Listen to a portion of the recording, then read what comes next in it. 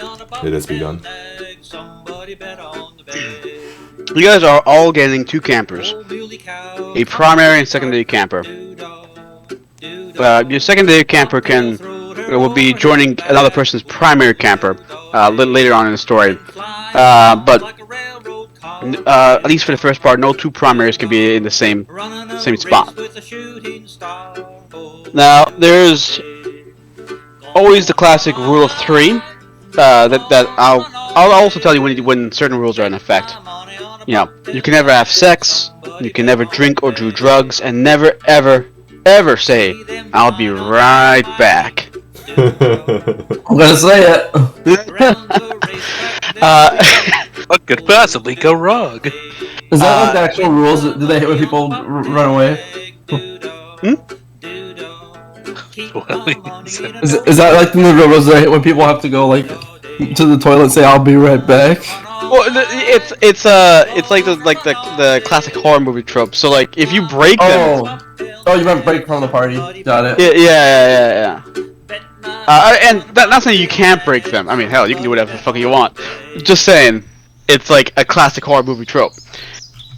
Well, lucky for you, I have a clueless character. For the very beginning of the story, you guys are going to be playing as extras. Basically, you are novice with 1 wound roll. That's right, with 1 wound, but you still roll a wild die. There's no wound cap and there's no soak rolls at the moment. What does the wild die do? Basically, it just adds a d6 to all your skill checks. Okay. So basically, you guys are PCs, but without the wounds. Only having 1, so very susceptible to being killed. And you can't soak, which means if it kills you, it kills you. Oh boy. Oh yeah. Later on in the act, if you survive that far, you can make it to full-fledged wildcards with all the trappings and all the wounds that you could ever want. Actually. Alright. So that being said, I'll introduce new things as we go along. Feel free to ask questions. This is a new system, so it's gonna be, basically, you guys want to do something, just tell me what you want to do, and I'll decide if you guys need roll, kind of just like D&D. All right. So let's get started, shall we? It is 1985. A time of loud clothes, big hair, and no fucking cell phones. You've been traveling for over an hour in a hot, dusty, old school bus with a tacky neon yellow paint job. The classic school bus. It is rusted, and it looks pretty beaten. It's like one of those school buses that you'll see out in the countryside and you wonder, man, how the fuck is that thing still running? Along the side of the bus are unevenly painted white letters and the words Camp Turner as the bus shakes and rattles and stops into into camp. The shocks of this bus has been completely worn out over the years. So as you come to a stop, you really feel the movement of the vehicle, let's say, as you guys are bumped up and down. It's a bit chilly here up in the mountains, or in the good Appalachians. It's chilly. The rolling mountains and hills that surround the camp are starting to don the green of summer. And the first leaves of the season are budding, giving a quite lovely verdant green-esque to the place. It's not like late winter or very very early spring. It's still full on spring, but it's not quite summer yet, so it's still pretty chilly. As the brakes of the bus groan and the engine sputters to a stop, your camp director, Silas Bennett, which you can see right there, the very handsome man. Although he's a little bit odd. He's constantly slouching, even though he really, he's dressed quite nicely for what he's doing right now. But he looks nervous. He looks unsure. He's hot. Oh no.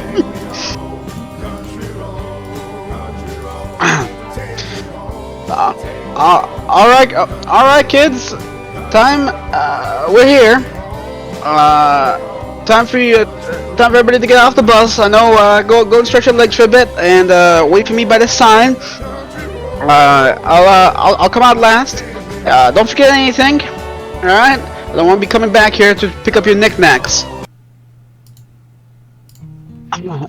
And I'm just going to copy and paste you guys.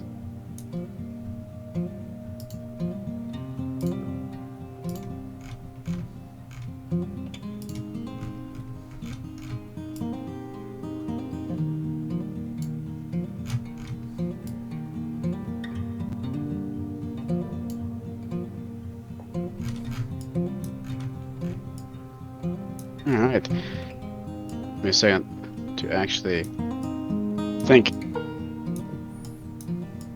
These guys got a little messed up, don't mind me.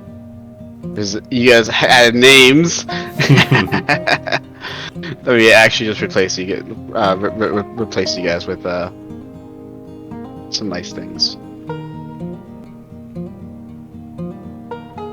Who put me next to the guy that smells like coffee? Oh my god, so mean! And you talking to me, Bob? The hipster kid turns around. his little red bow tie. Actually, it's a Peruvian tea grounds. Hey, watch It's it, not buddy. The coffee. boss says you smell like coffee, then you smell like coffee. Get it? See? But actually, you gotta respect me, okay? Respect is something that you earn, and you didn't earn the boss's respect, see? Tell him, boss, you didn't earn the respect, right? I didn't even say anything. Boss didn't say anything, you hear that, Bob? Keep it quiet. He sits down. Well, whatever. The camp director move aside. You see an old man outside, just kind of just waiting for you guys to all come off. He's not even waving. He's not waving high. He's not really showing any real animated behavior. But this is what he looks like. And okay, one by one, your campers are exiting the bus. Please have your primary camper exit the bus first. One at a time. So who wants to go? Who wants to go first? Oh boy, I can't wait to get. Yeah, All right. As you step it's down. gonna be the greatest summer of my life. He jumps out the window. Do I hurt myself? That's the question. Give me an athletics roll. Oh no. Holy shit. Or the Holy shit. He dies. He's the first one dead.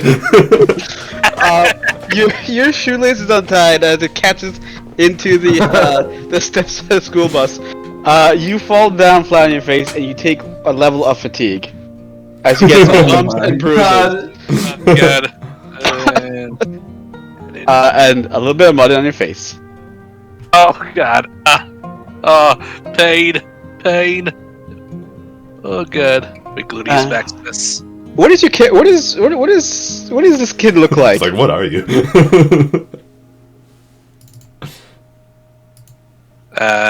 Just consider his face like a human version of that nerd emoji. All Oh right. my god. And why did you go to Camp Turner? I signed up in the hope that I could try and be like the cool kids. I heard all the cool kids were signed up for this camp. Oh man, the old grumbling man just like points to like this statue of a cowboy and tells you to go line up by it. All right, go line up by the cowboy. Right? You get it, sir. His accent is almost like unreadable. All right. Next one. Oh, also, go ahead and get yourself a Benny for that. A what? I've given you a Benny for your amazing introduction to your character. Hell yeah, brother. Alright, next one up. Alright. Brandon stands up. And when he walks, he kind of like has his hands outstretched. He kind of like touches everybody as he goes by. Like his like fingers kind of touch on your shoulders as he grabs the top of the bus seat.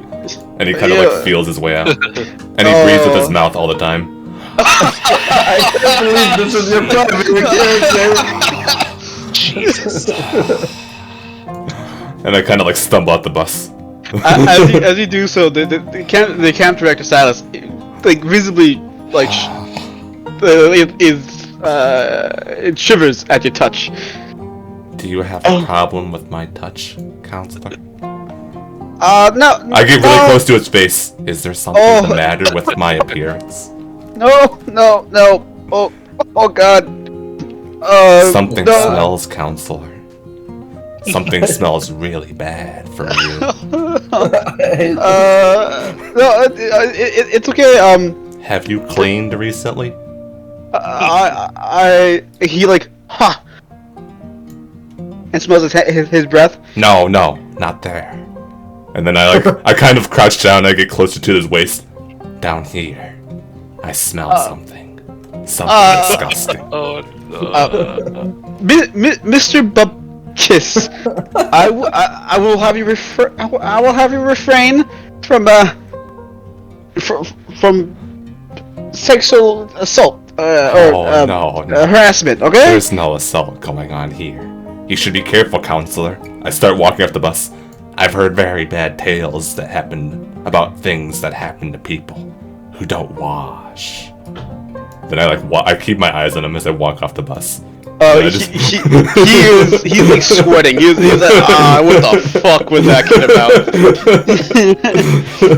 I like walk out the bus and I still have my hands outstretched, like feeling around. Why is Brandon Bupkis here at Camp Turner? I have a plan. Something to teach all the people that they need to wash their buttholes every day, or very, very bad things will happen to them. And then everybody will know, and the smell will finally go away. I don't know what to say to that. Take your buddy, sir. I don't say anything. I like bump into him with my chest as I walk past him. I like feel out.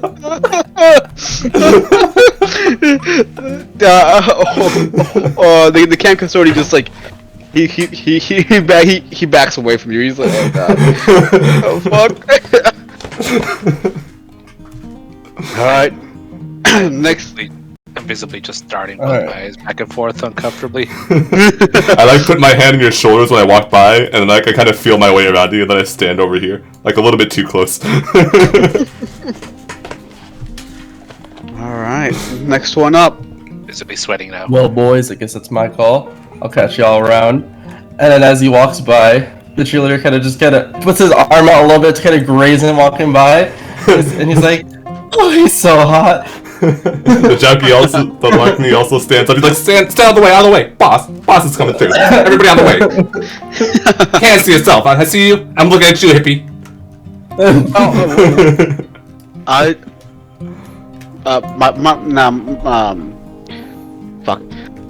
My hands are to myself. Whatever. My hands are to myself. He's familiar with the Karate Kid, so he gives him a high five on the way out, like, catch you around. Catch you around. Just pumps the counselor and hops off. Bouncing his volleyball on the ground. Okay. You go, dude. As you step down off the bus, the cool mountain spring air, fills your athletic lungs. You feel powerful up here. I need to do a heroic stance as I smell the fresh camp air. Yes, the smell of nature. What is your camper doing here at Camp Turner? Well, I'd say to come prove to be I'm the very best, but I already know I am, so I'm just here to fucking win. Oh, nice. Jason pokes his head out the window. The very best! Very best! You hear that? As you see, I do have quite the fan. You know, he's just gonna become a high school dropout. Like, whatever. Alright? He's not even that cool. What the hell's a high school dropout? Your boss will say that to your boss's face. Those are my fans you're making fun of, and I will fucking beat you to the ground. As you say that, he pokes his head out. Whatever. Whatever, you go to Shinoya! He like climbs over the hipster, like not carrying. Oh no! Not even sexual, he's just trying to be out the window, like, you go!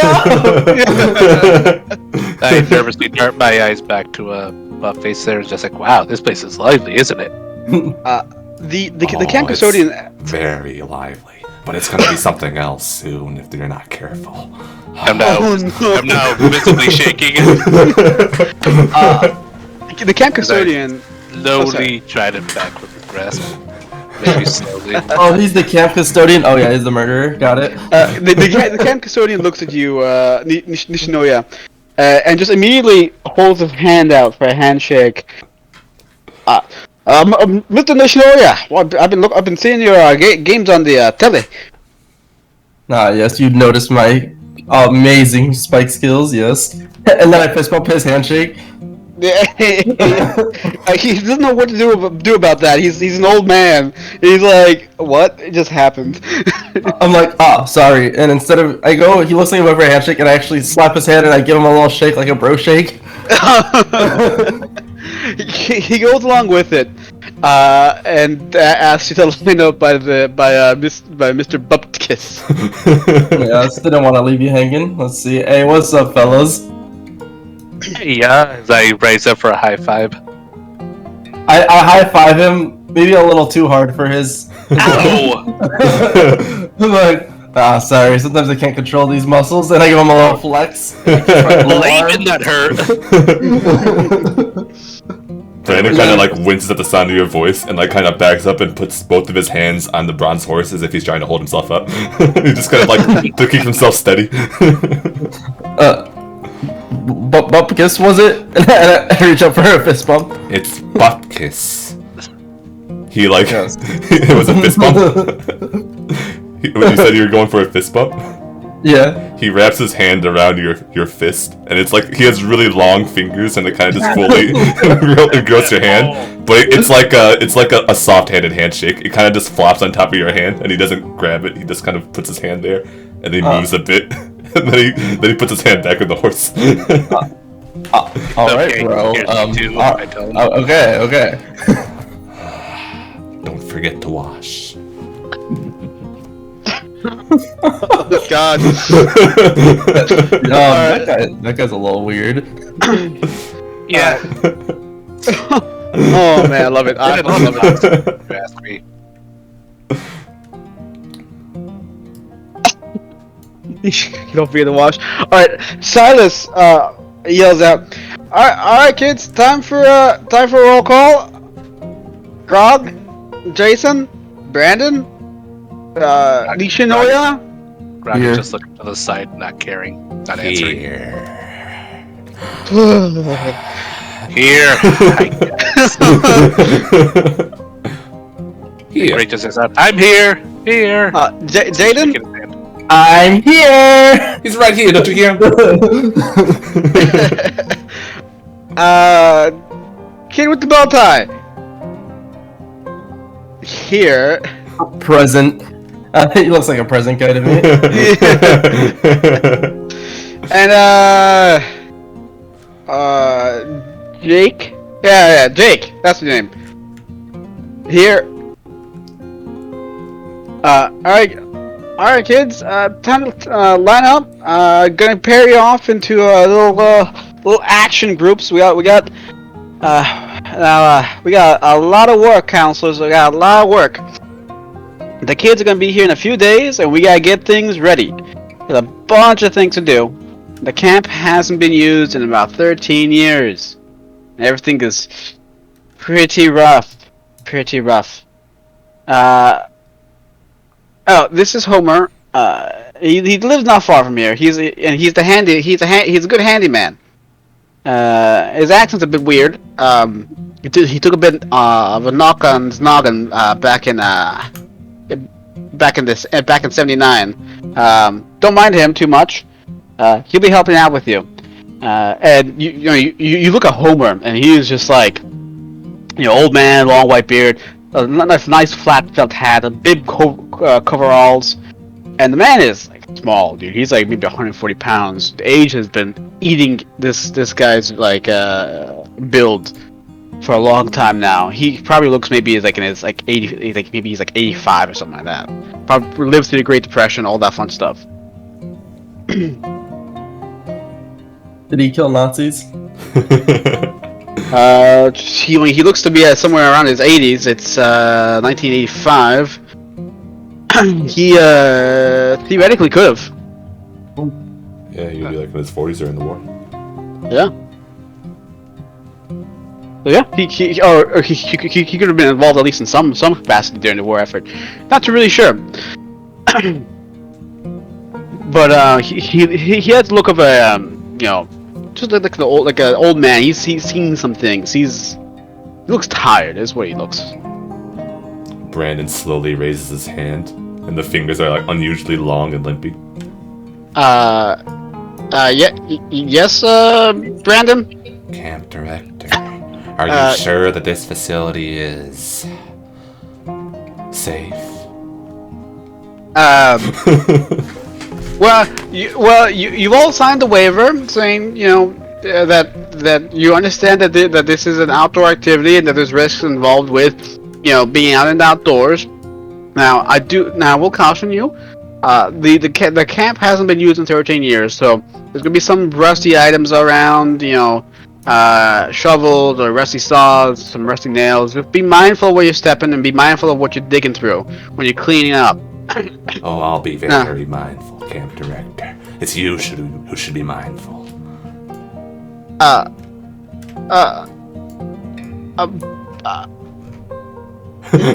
Brandon starts to crouch behind the horse. Pico. Right. Well, Brandon, do try to behave yourself here. Your parents, really want you to try to connect. He had his mouth breathe for a while. Oh no. All right. Well, I got a couple jobs for you guys. Now, the couple cabins that need to be cleaned out. There's there's the boys' cabin, the girls' cabins. Now, this is two separate jobs right there. We gotta clear the grounds of all the junk. Clearing the fire, gathering firewood, cleaning and repairing the dining hall, and along with the kitchen, and scrubbing the deck and dock. The boats might be a bit of a wash, but we should at least get it presentable. So, who wants to do what? And at this point, select what your primary character wants to do.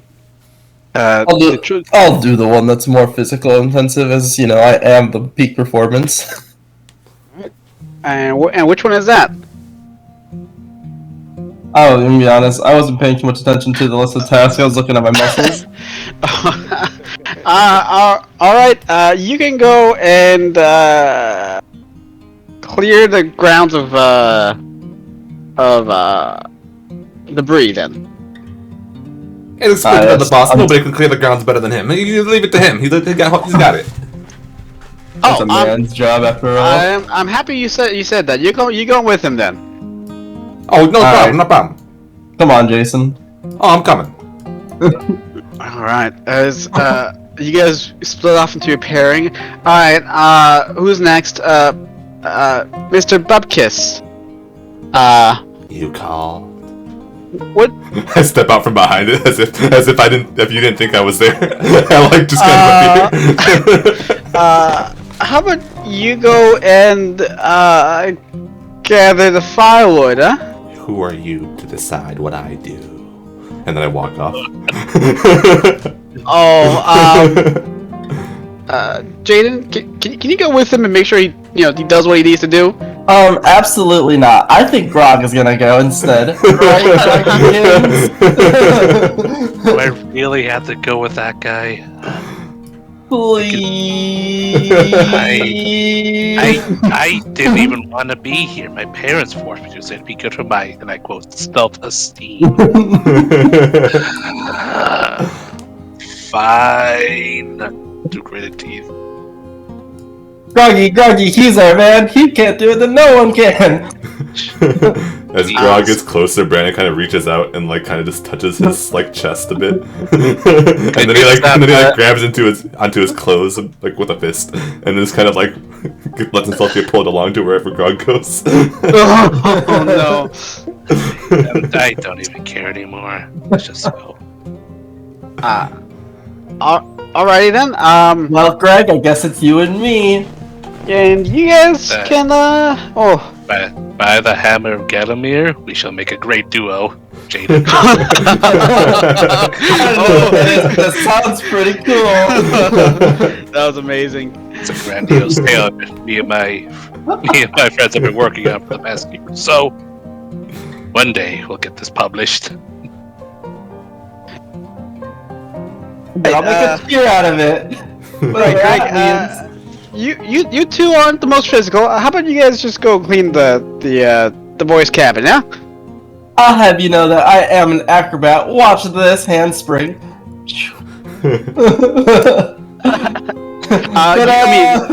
It's this is what you do. It's you perform it flawlessly.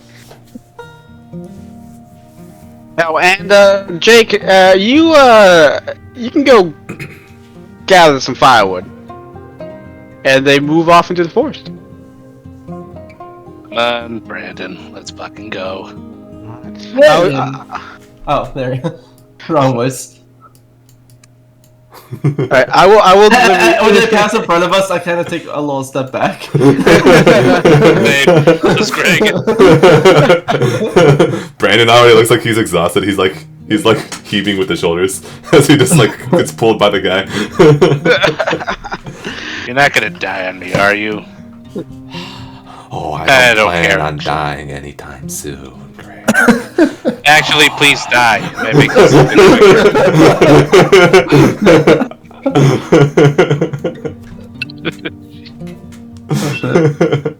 Alright.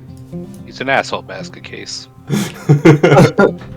When you said the word ass, Brandon kind of perks up and looks around. So you guys were told to go clean the cabins in general, but not just the boys. Sorry, boys and girls. Or the girls.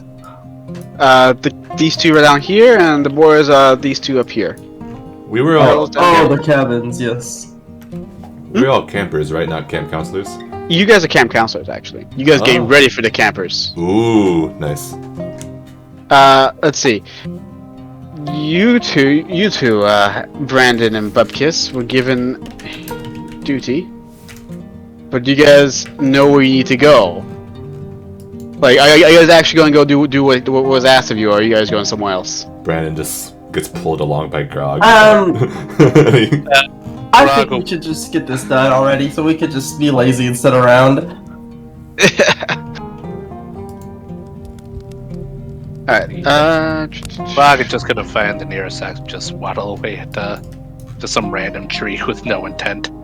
Wait, what's the job we were given? Gather firewood. yes. So there's two teams gathering firewood at the moment. Oh, okay. Oh man. Yes. Do you mind starting with some firewood? I'm gonna put my laundry in the dryer real quick. Sure. So as you guys go out into the woods to, collect some firewood, you guys across, path with Jake and the hipster kid who constantly says whatever to everything you'd say. But they quickly take a turn across the river and they're gone. They're going full hog in there. They're going deep into the woods for that fucking firewood. Oh, we'll see how long your indifference will last you out in these woods. Oh man. And yep, that happens. Oh no. All right, as you guys. Whatever, man. Just take an axe and help me get some fucking firewood. Oh, Yes. I don't do good with axes. They're not my forte. All right, fine. Give me the axe. You're holding the wood.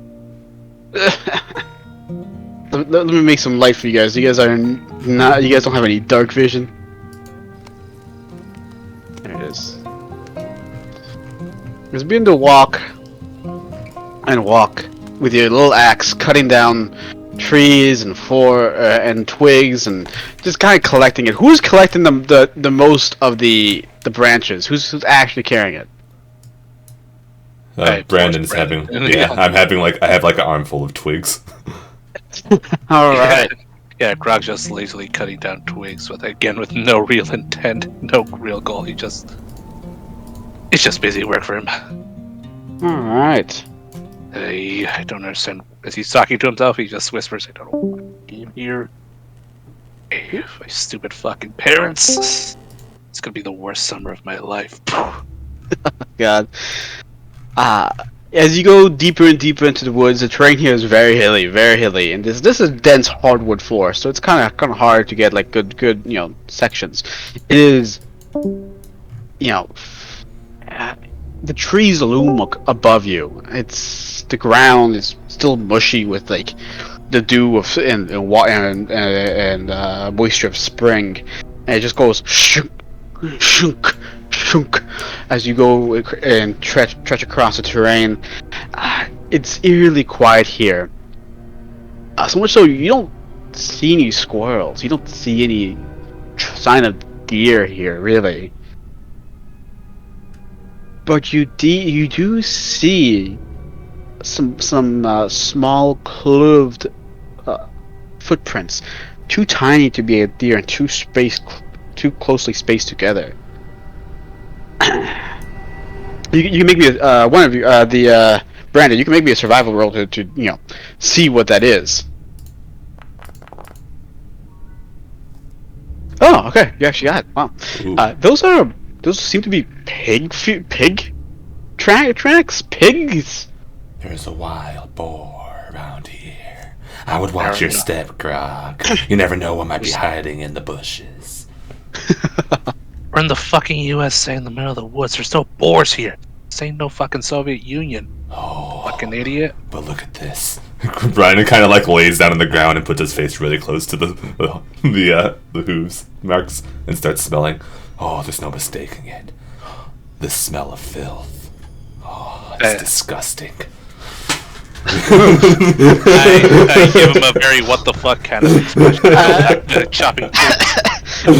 As you do so, Brandon, you also note that there is a small stick doll in the mud. A small stick doll? Yeah, like a doll made of sticks. It is very odd in shape and kind of creepy. As you look at it more, you see more on the ground, and your eyes eventually track up into the tree in front of you. This massive, huge, poplar tree, and you note that there are dozens upon dozens of these strange and odd stick dolls hanging from above. Grog, we're not alone. We have an audience. Look in the trees. Okay, they're a bunch of sticks. What? Oh, What those about aren't it? just any sticks. Can And you you guys- tell? You guys can see the image, right? Yeah, we can. Ah, sweet. Look. Yep. None of those sticks have assholes. Don't you think it means something, Grog? Yeah, I think it means you need to be helped, man. Oh, I need help, Grog. I need help terribly. The question is, are you the one to help me? What is up with you, man? Oh, you don't want to know. Okay then, I think it's time we hightail it back to camp. I think we have enough sticks. Do you guys want to investigate the popular tree anymore, or you just sufficiently creeped out and just want to leave? Grog is sufficiently creeped out. Brandon, I won't get any closer, but Brandon will go back and like look at the tree and try and see if he can observe anything else. Maybe, You can roll me notice. All right.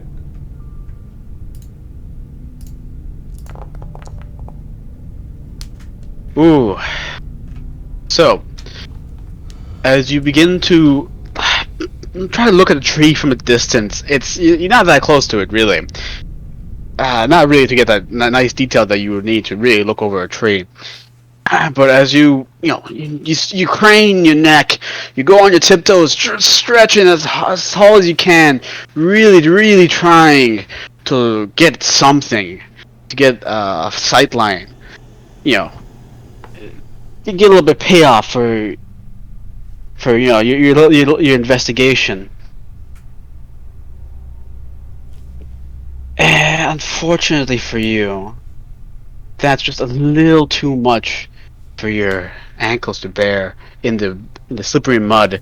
You take one little step forward, and you immediately take a tumble, falling straight into the poplar tree. You take a level of fatigue as you hit hard, your skull smashing into one of the roots. Grog just hears like the sound of soft ass hitting a tree behind him.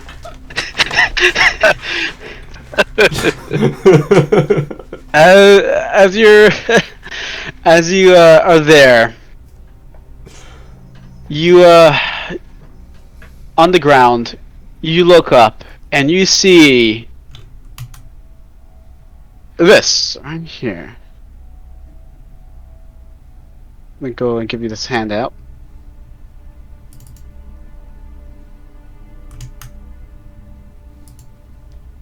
A nice carving of a heart with initials A, M, and PT. Anus mustard and penis tribute. Oh. As I notice him flipping ass, are you okay, man? Anus mustard and penis tribute. I mumble What is it, that? and then I kind of like I grab onto you and I kind of use you to pull myself up, and I kind of limp off. Hey. This is Oh, gonna that's be great. a long summer. You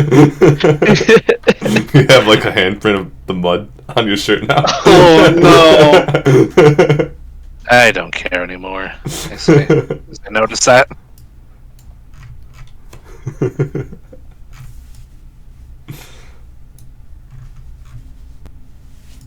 Okay, you guys make it back. Some bumps and bruises acquired, but overall, you guys are successful in acquiring your firewood. It's not. You still have a feeling that something is like not right in the woods. Everything's just too quiet. And again, you find more tracks of pigs all around. But it doesn't seem. You guys get used to it pretty quick. Hello, everybody. Your mind kind of numbs it out as this place is just creepy. It's the woods. The woods are creepy, and you go on your merry way gathering your firewood. Now we're gonna go to. AM plus PT. The Yes, sir. Alright, I'm just catching up. I'm here. Yep, no problem. All Anal right. mustard plus penal tribute. Yep, AMPT. Going to the cleaning grounds, which is basically you guys are cleaning the grounds of debris. Mr. Nishinoya and Jason Larkney are, you guys are being tasked to just clean up the clutter that's been accumulated over 13 years of mishandling and misuse and disuse. Mostly disuse. There's various, trunks from like kids like throwing off like they're shorts and to get into the bathing suits and just like leaving it there and forgetting it. There's like water. There's old water canteens, old like shirts, socks, lots of socks. There's a lot of socks around here. I do like the in-game ping ponging. That's nice. Let me go up to the grounds then. Jason's doing a really bad job. He's kind of just like walking behind you and just trying to copy everything you do, but you already just cleaned it. Yes, Nishio's doing his hardest. He's running really fast, running around cleaning everything as fast as he can, as if it was a competition. Jason's like heaving. Like, you're doing so good, boss. So it'd be fair to say that you're being very athletic and you're cleaning up. You're basically picking something up, running immediately to the next piece of refuse and debris, picking it up, and then just handing it to Jason to carry, and just immediately going up as fast as you can. Yeah. Yeah. All right. Go ahead and give me an athletics roll.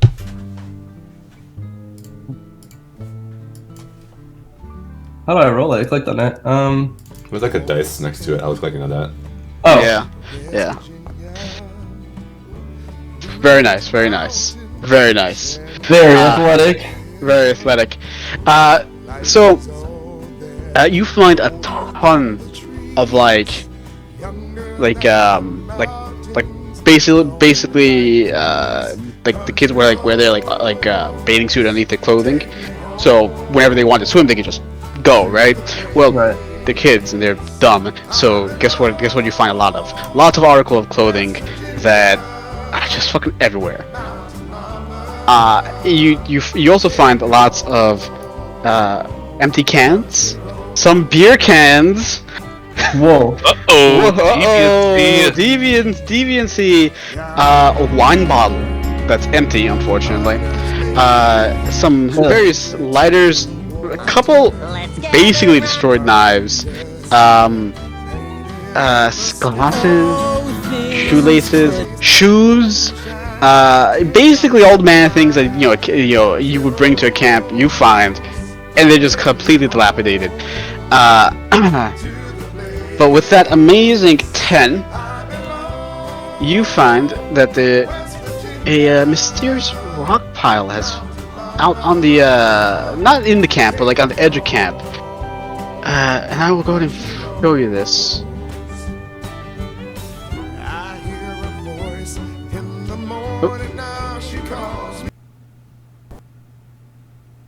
Find you find a carrion just meticulously stacked and balanced.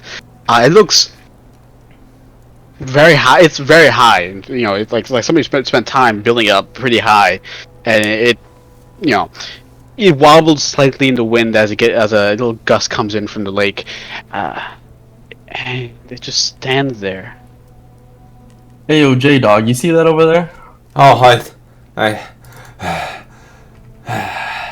Are you okay? We only just started. Do you need a seat? Here, I lift them up onto my shoulders. Oh, thank you. Oh, that's cute. Oh, that's better. Yeah, I see that.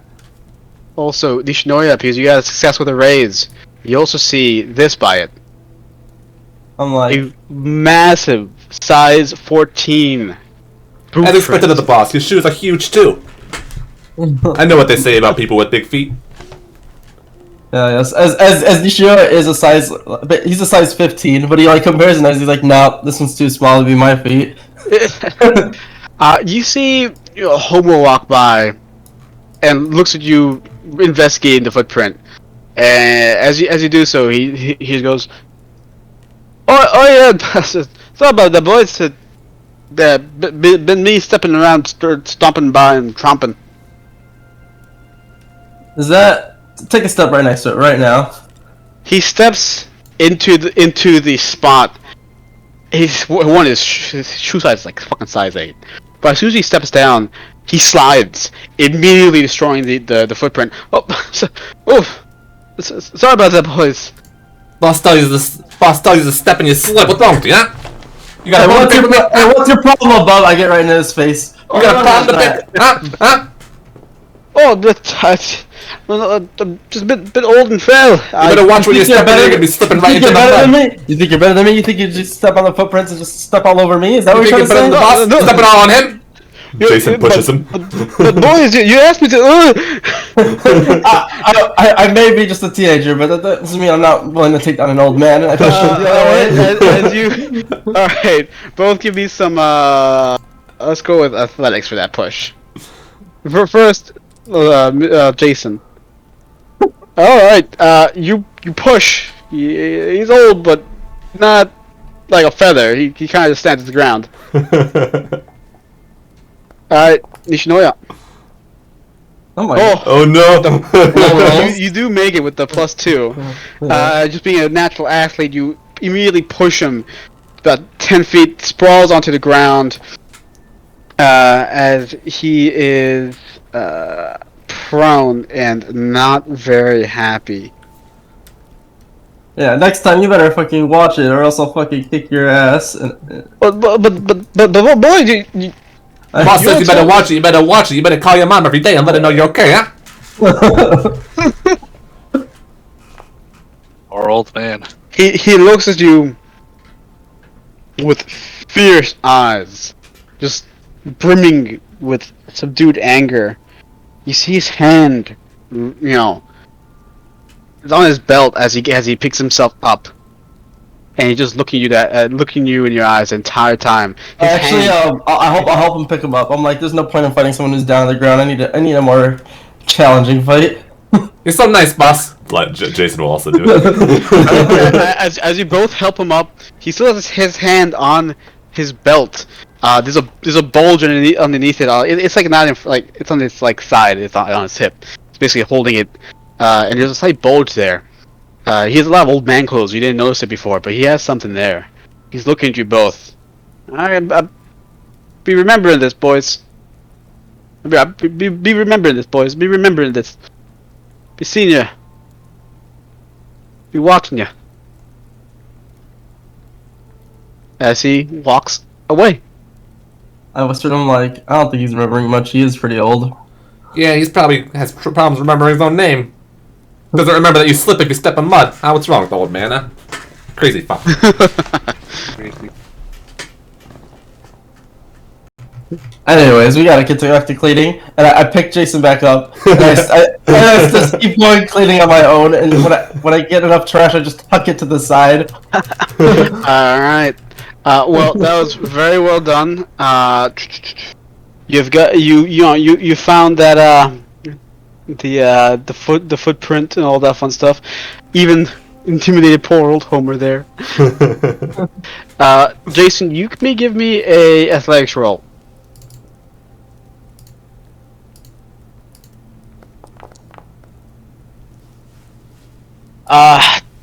You don't find anything else. -2, yes. Yeah, that's tough. I didn't realize I had -2.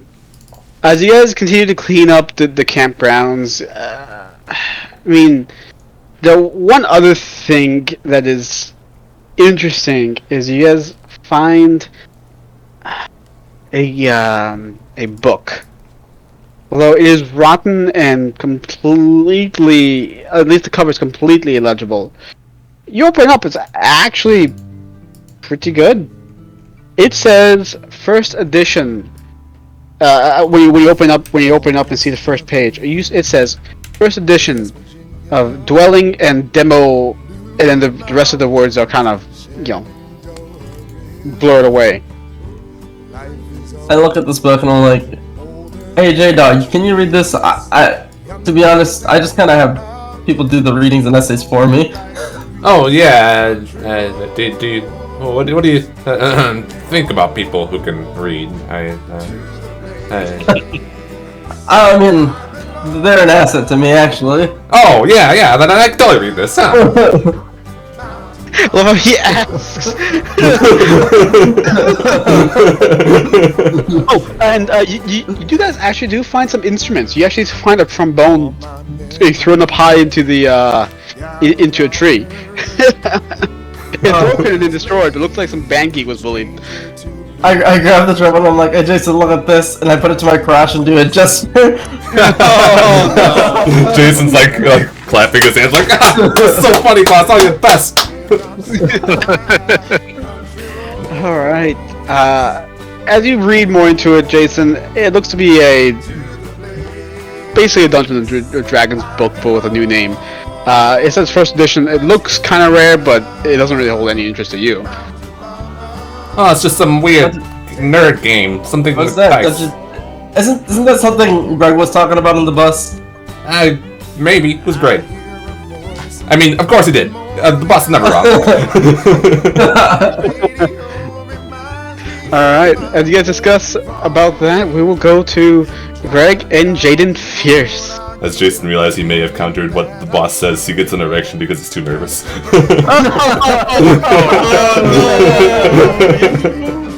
Alright, it is your pitch in the tent. He just like looks really uncomfortable.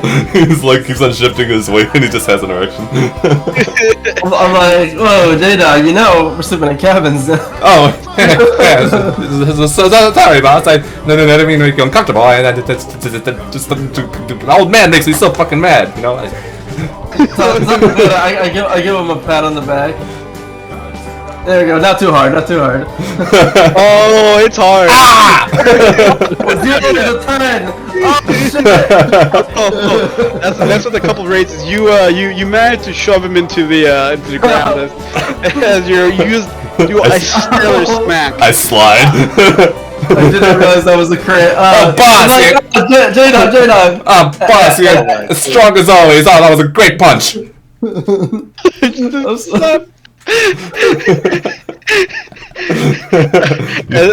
As you guys are going into your apologies over there, we're gonna go over here to Greg and Jaden, tasked with cleaning the cabins.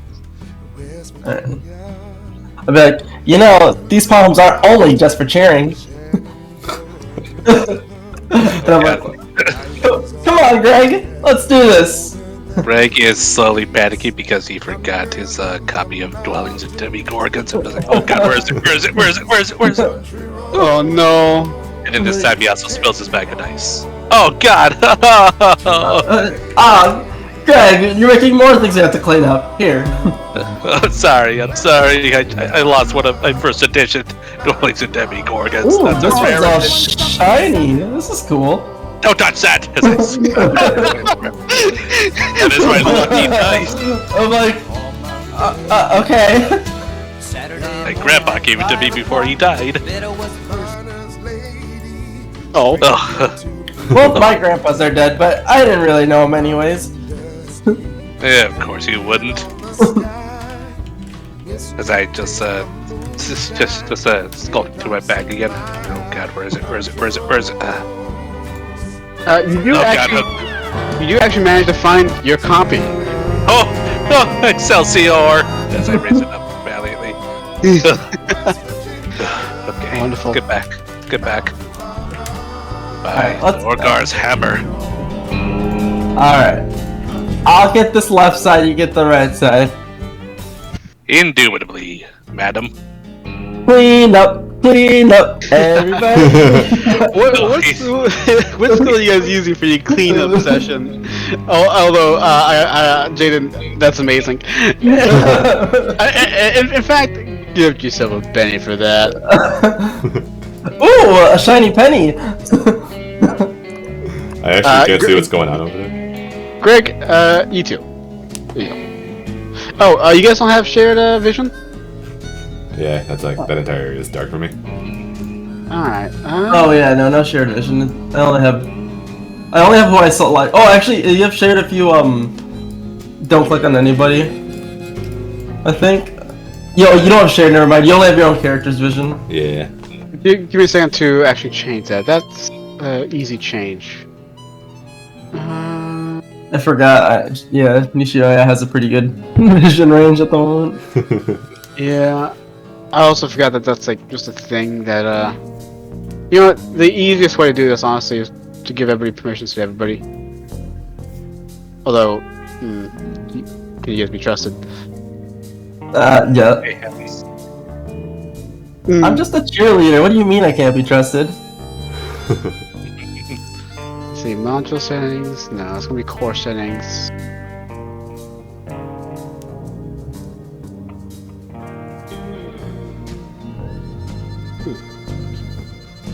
I remember changing it last time on here. I just don't remember how I did it. Alright, you know what? Fine, fuck it. Uh-oh. You guys are gonna have to trust each other.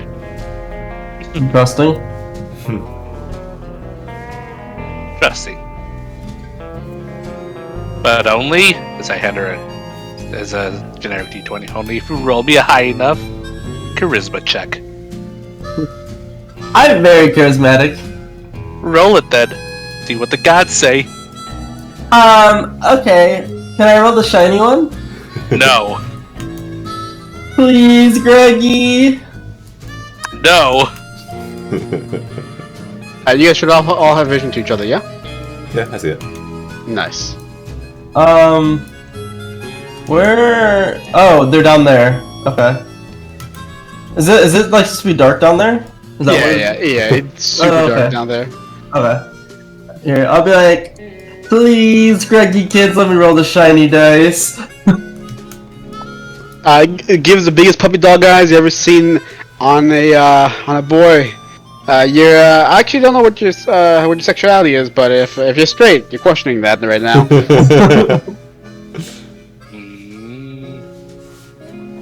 What's the is it a spirit roll? You can do an opposed spirit roll if you want to resist the temptations of the seductress.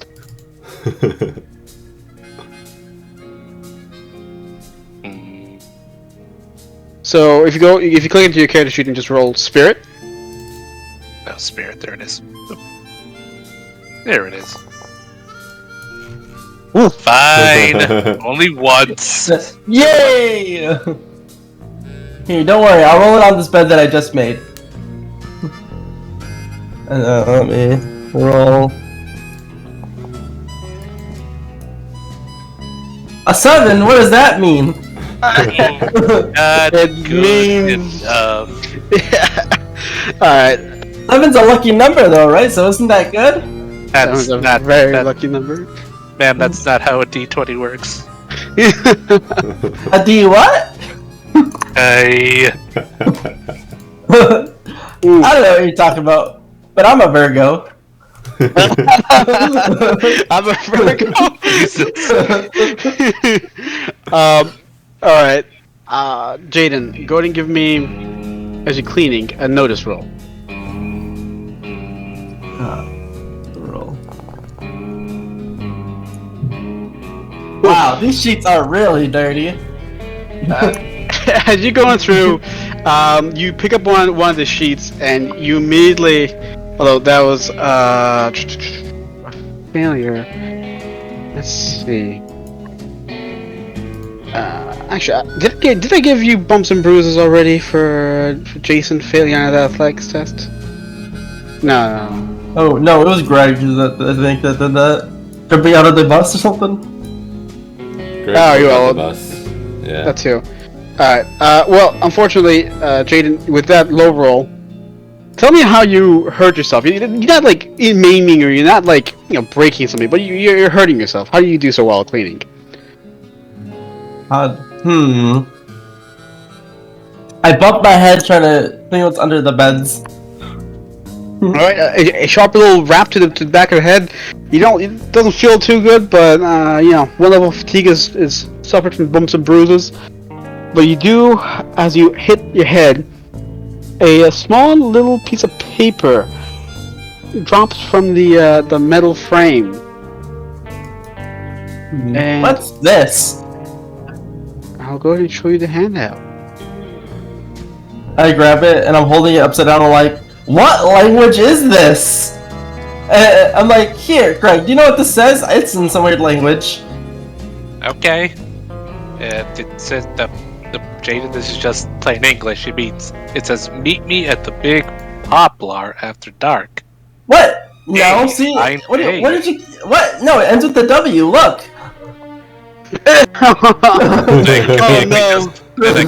Just flip it up right side up. Yeah. Oh! me,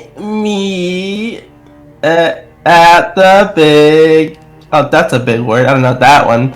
After dark. Hey. I fucking love it.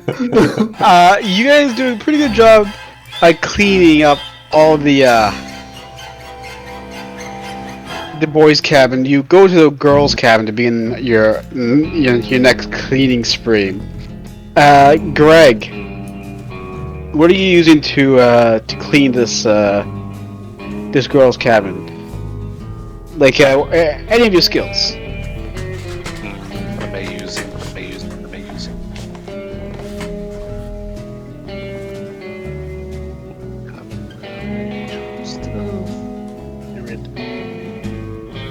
Using my smarts to try and calculate the most efficient way to dust this place, dust the floor.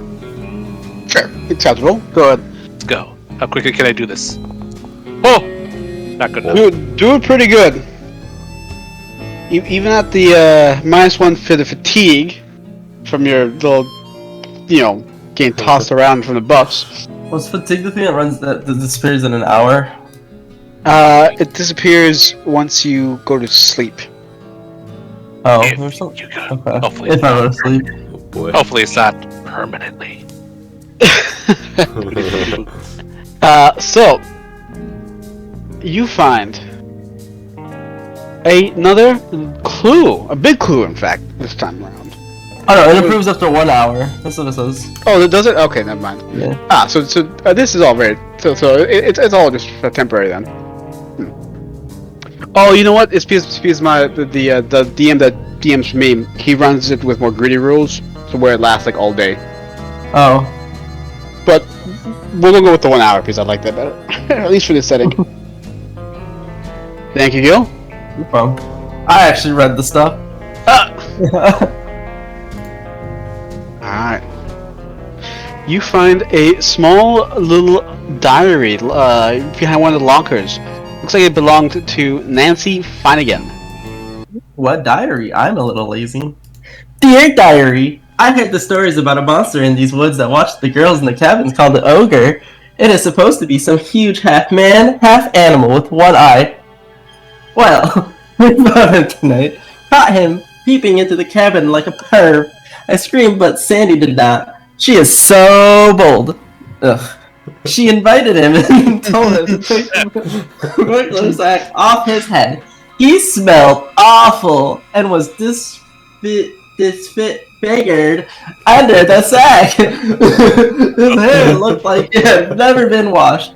Sandy, oh god, her handwriting's awful. Sandy said something. What does this say? Greg?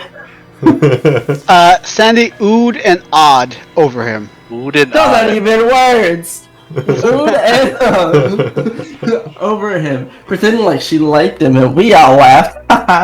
When it tried to kiss her, Sandy laughed and told it as if she would ever go with something as ugly as him. We laughed and laughed, making noise like a pig squealing. Oh my god. It's so She sounds mean. like such a bitch. This sounds like a Scooby-Doo cartoon, if I'm being honest here, Jaden.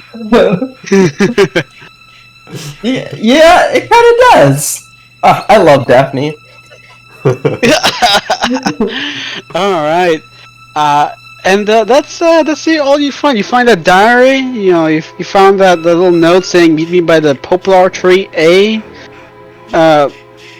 And you continue to clean up without too much pomp and circumstance. As all you guys begin to finish up your tasks assigned to you, it begins to draw late into the night. You guys, it's time for dinner. As you guys are all gathered into the mess hall. I am starving. By the Knights of the Nine, I am famished. What's for sustenance? Tables are like not the right size. I didn't make this map. Don't ask me now. Why are we all sitting at our own tables? I'm sitting with Nishinoya-kun.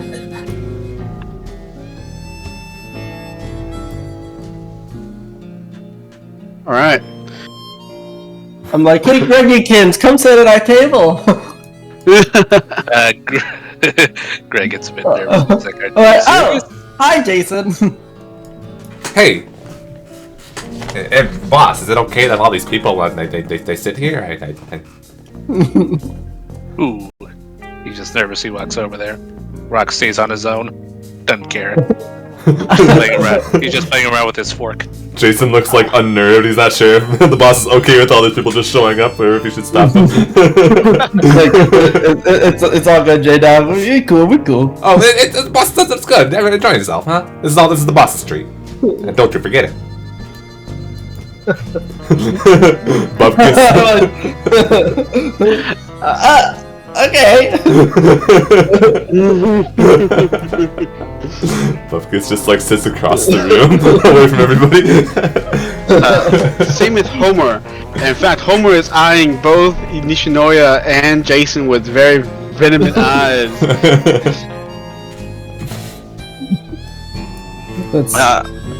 Silas comes around and hands you guys what looks to be mystery meatloaf. Yummy. With a bit of mashed potatoes. Finally, some fucking protein. As you guys all begin to eat and chow down, you guys, converse with each other, get, lots of small talk mostly. You guys have all been weirded out by the events that, you guys have seen. At least some of you guys have. Others are like, oh, that's just weird. I found this weird thing. But Silas will, say, alright kids, it's getting late out, so, unless you all want to have a fire or something and just relax by it, I think I'm gonna go ahead and turn in. So Fires burn things, Camp Director. They are very dangerous. Right, which is why you need adult supervision to start it, so let me know if you want one. So, basically, it's up to you guys. What do you guys want to do? Do you guys want to just party around the campfire? Wait for them to leave. Party around the campfire, go skinny dipping, hang out by the main cabin, sneak out into the woods. What do you guys want to do? I have some great campfire songs. The 9 Divides, a campfire. What a great bonding session for a party. Alright, I got two voices saying campfire. Campfire it is. Rock just says, whatever. Fire, I guess. Fire. The boys say they want a campfire, we get a campfire. If you ain't got any fire, we'll burn this entire damn cabin to the ground, so you better hurry up, man. See? Oh my god. Brandon tries to steal the silverware. Well, specifically the fork. Oh god. Where's he hiding it? He just like puts it into his underwear. Oh, no. He has pockets, he just doesn't put it there. Go ahead and give me a thievery roll with +2. This is pretty easy for you. Oh yeah. Okay. Yeah, you're fine. Also, you guys may remove all levels of fatigue as you guys have a nice little dinner and kind of recover from all the bumps and bruises you guys have to suffer throughout the day. That's a flesh wound, I say. To heal up. Like, I think my headache's finally clearing up. Yeah, some good food, mystery meat. Can classify it as good food. It's food. I'll just have the mashed potatoes. Alright, as you guys all make it out. I would not be this cruel to a peasant. So I toss my mystery meat out. The fire should have a... Brandon kind of Nice. Brandon kind of crouches down behind his log. Just kind of watches everybody as if he's hiding. I can't believe this. Brandon, we know you see you right there. He ducks down a little bit lower.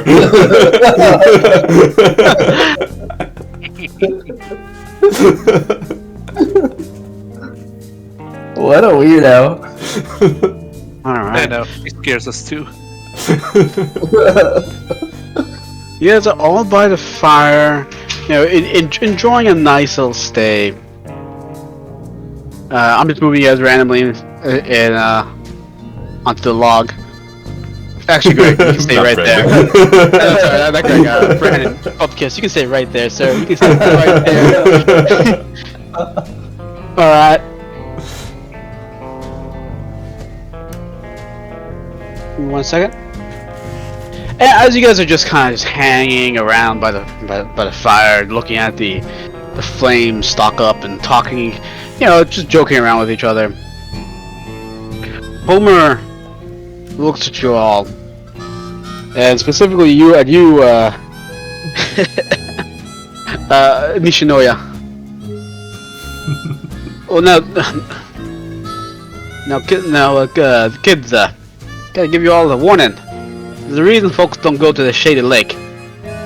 I stay here cause I know the rules. You get caught in the woods, run for the shelter as fast as you can. There's hogs in these woods, and the hogs like and they smell the human blood. They love it. He's right. Yeah. I've seen them. They hang the asses of bad children in trees. They saw them. Right, didn't they, Greg? I mean, Grog. Asses in trees. The uncleaned asses they smelt. So bad. Don't mind him. He goes back.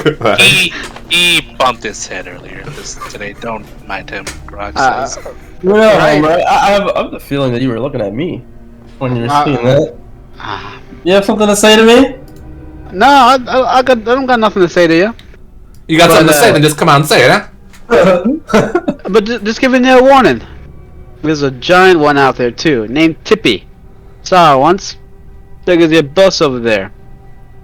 Boss don't need no warning. He got brains as big as his ball. You know what I mean, huh? Yeah, okay. J-Dog, I think we should go to Shady Lake later just to prove this fucking guy wrong. Great idea, boss. Ooh, can I join? Can I join? This sounds like a great.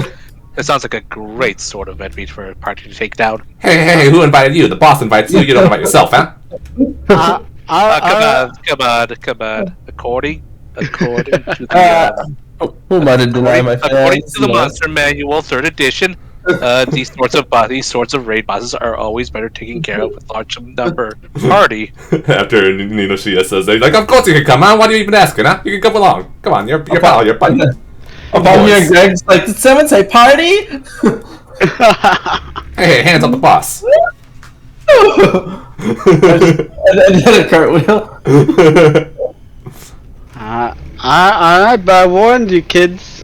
Go to your cabins and stay there. Lock the door. But you go wandering. Ain't my fault.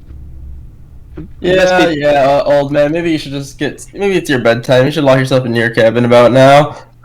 He gets up, he just doesn't even say a word. He just prompts around the fire, his hands still at his waist.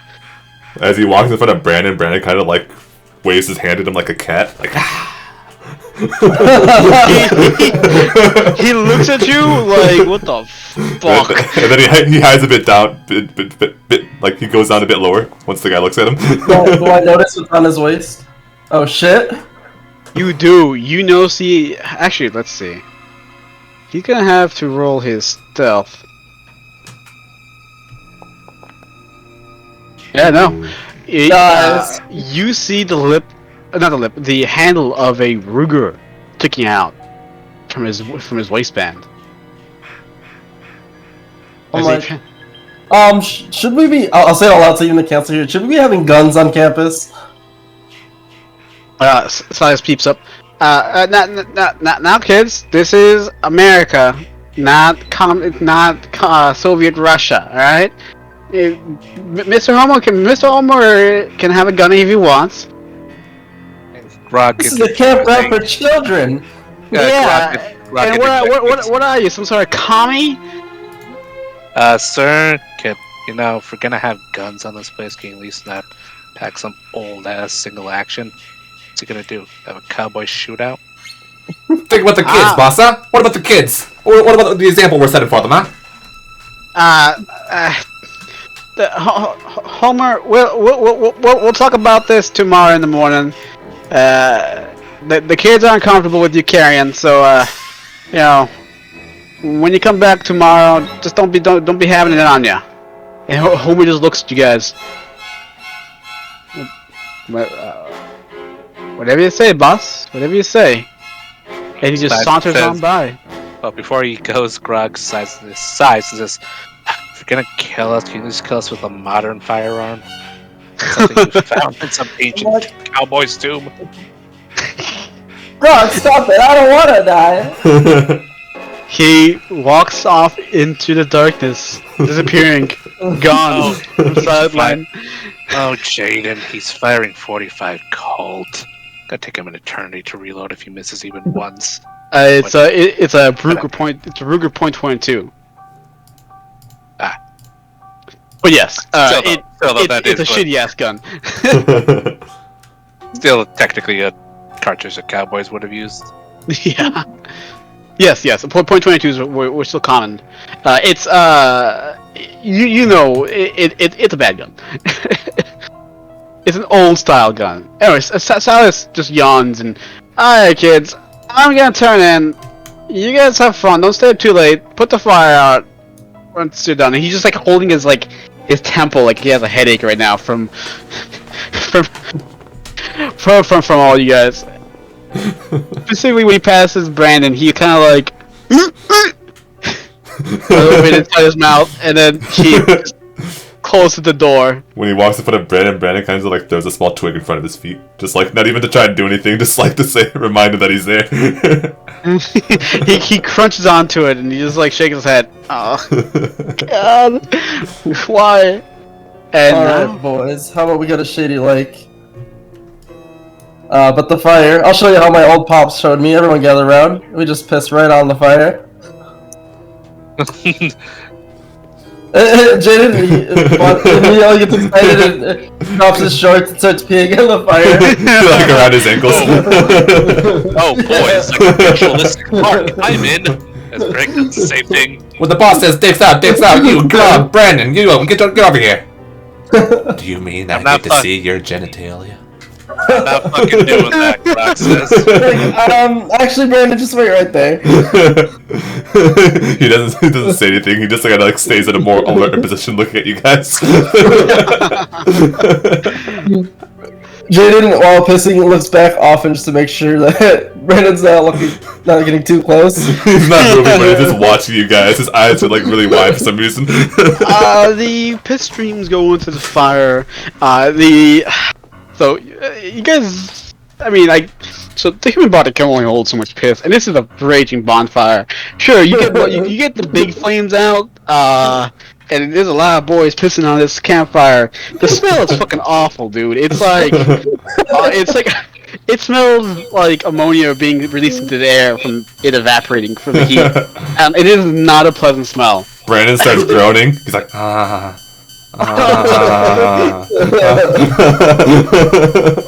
Oh God. Yes, and there's some sounds coming out. Anybody who has stage fright at this point, you know, the stream goes strong at first and then trickles to a slow stop. Smells bad. The fire is still there. It's not. It's diminished and it's no longer giving illumination, so the light is actually gone now.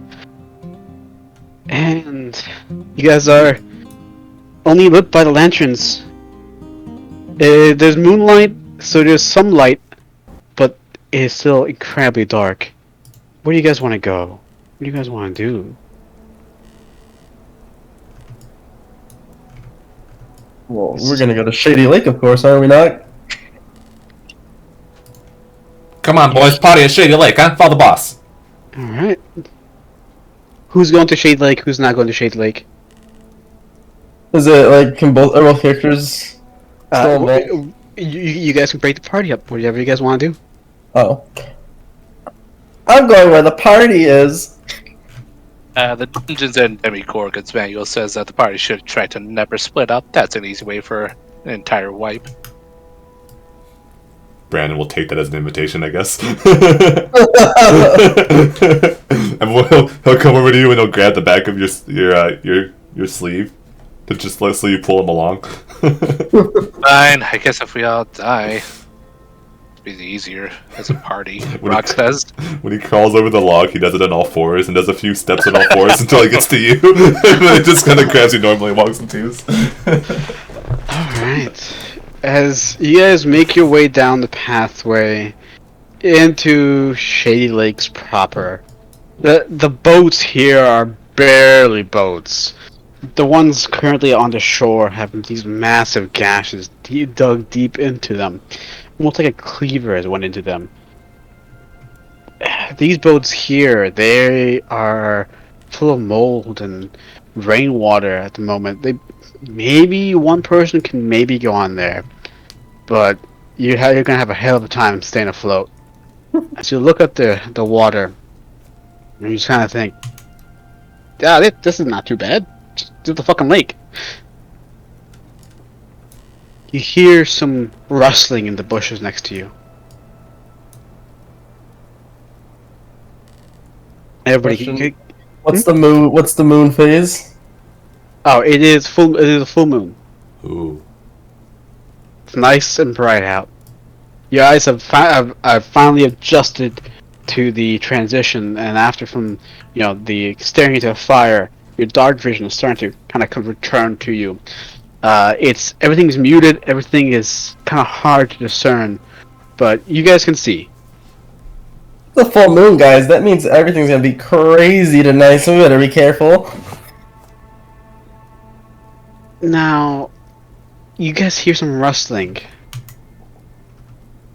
And Jaden, Perhaps. are you going on? Are you going on to the docks? What? Oh, no. All right. You may all give me notice rolls. Yeah, he was just getting in front of the people just to get a better view of the moon. I see. Let's see. Notice. Yep.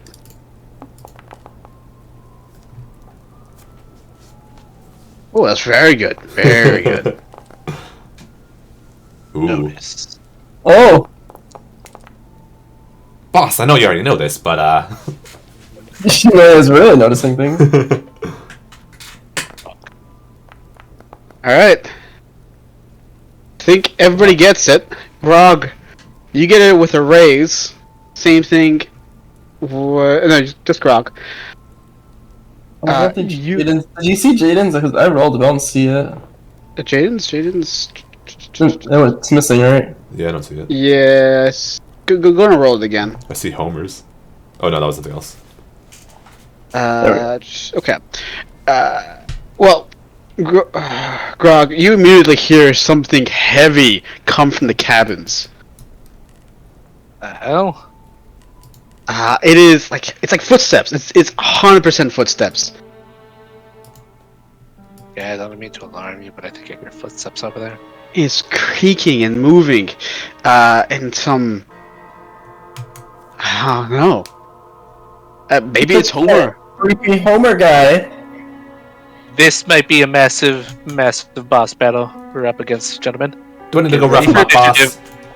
Where's the bushes? Oh, it's coming from the cabins. The cabins? Alright, I'm like, everyone get behind me, it'll be safe. Brandon slowly That's reaches right. out and touches your shirt. That's right. That's right. Tanks and physical fighters first, up front. I'll just stay in the back. Boss don't need no protection from nobody, huh? There's You a lay bit one more- finger on the boss and I'll take him down, huh? Just leave it to me, huh? You got it, J-Dog. There's a bit more rustling, and then it just stops. No movement at all. Hey, I know you're out there. It's the anal mustard. They want a blood sacrifice. God. And you see, from the edge of the cabin, Homer walks by.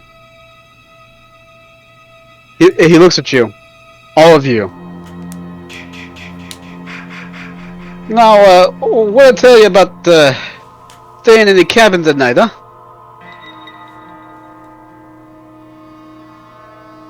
All Which just I've been like, go to sleep or something. The boss said he wants to have the party, then he throws the party, and you can't keep him locked down, you can't keep us chained. What are we, animals now? We look like a fucking freak show, yeah? Party! He pulls his gun out, looking at you, Nishinoya.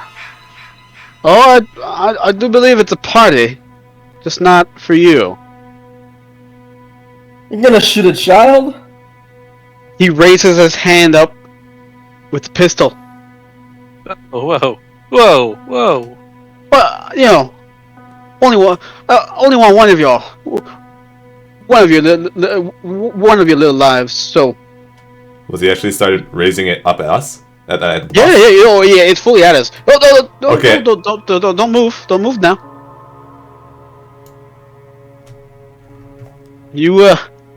I only want the kid, the Nishinoya. What do you want Yeah. with me? Oh, I just want to put a bit of lead in ya. No worries. No worries. And you can see as he walks up further, as he begins to squeeze the trigger, this door immediately slams open. A massive man jumps forward, and immediately, let me show you this guy. Oh my god, is that Oogie Boogie? He's beautiful. He immediately slashes into Homer. Homer screams, "Ah!" The gunfire blasting off into the night. You guys are not getting shot at, luckily, because it's he's being attacked. He is getting attacked. Oh yes, he is. Come on now. Huh.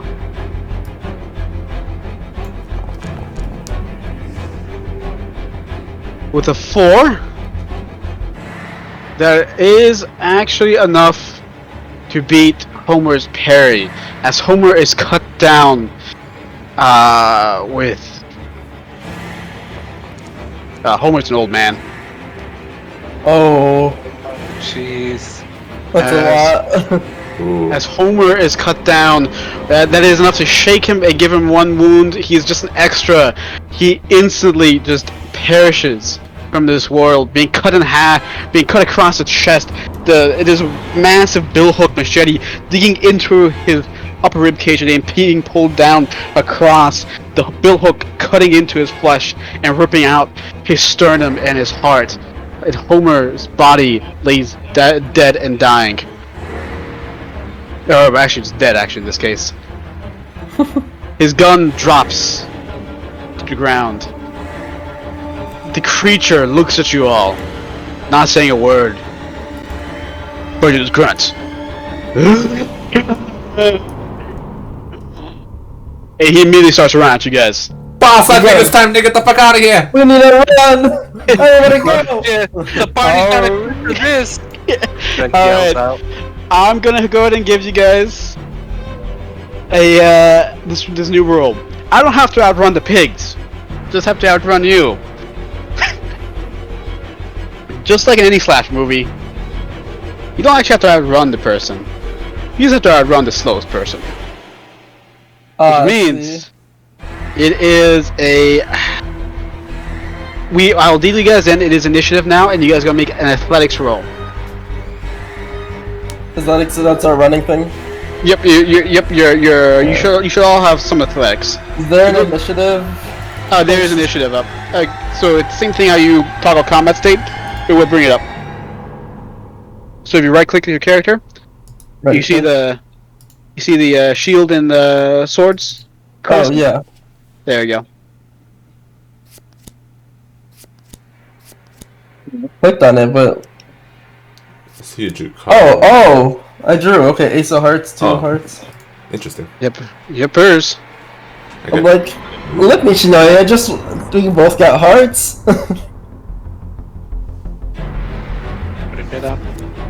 That's fine. I clicked on yours. All right. So this is a opposed athletics, not against a creature, but against you. You're each other. So this is life or death. You guys can do. If you guys, so your action is to run your athletics roll, but you can take a multi-action penalty and a -2 to do something else if you want.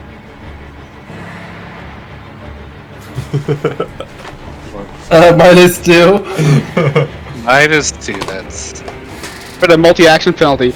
Anyways, Nishinoya, you're up first. Alright, let me roll.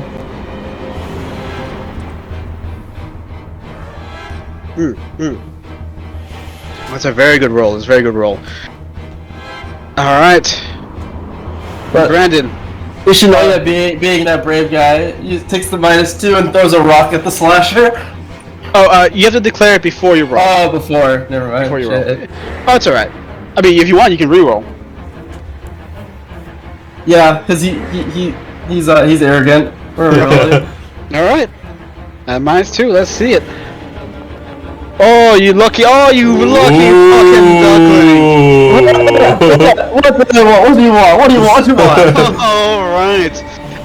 You have an athletic item, you have a volleyball. Go and toss that at him. Just go to give me a...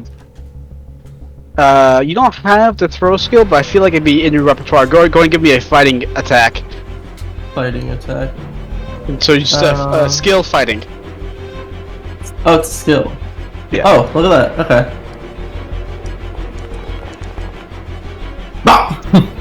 The volleyball flies at the creature, bounces off of his big, wide chest, and it doesn't do anything. It just bounces straight off. But you're skilled with volleyball. It bounces back into your hand.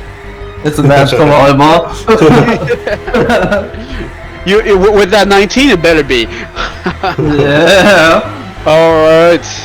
Next one up, Brandon Bubkiss.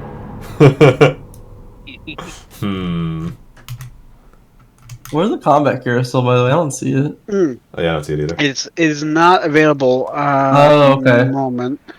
I was just curious what the order really meant with all these cards.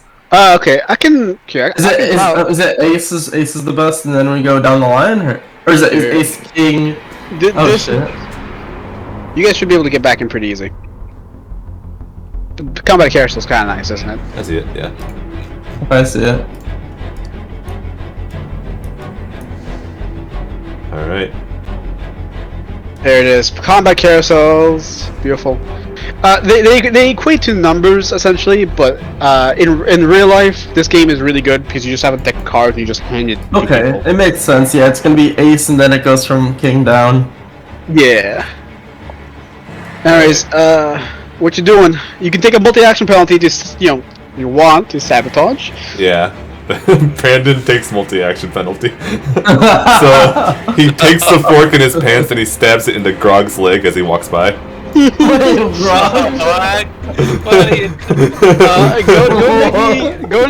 Go and make me a fighting roll. Oh my god!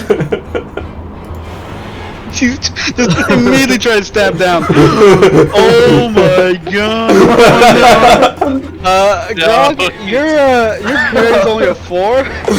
That's a hit with a raise. It's an improvised weapon. It's what you have right there, Bubkiss. So let me go ahead and give you. Although, yeah, let me go ahead and give you that. So, in this case, the raise is because he rolled above an 8. So Right. because His parry is 4. yeah, he rolled above an 8. So he hit, and then he hit with a raise. So it basically double his parry. Okay.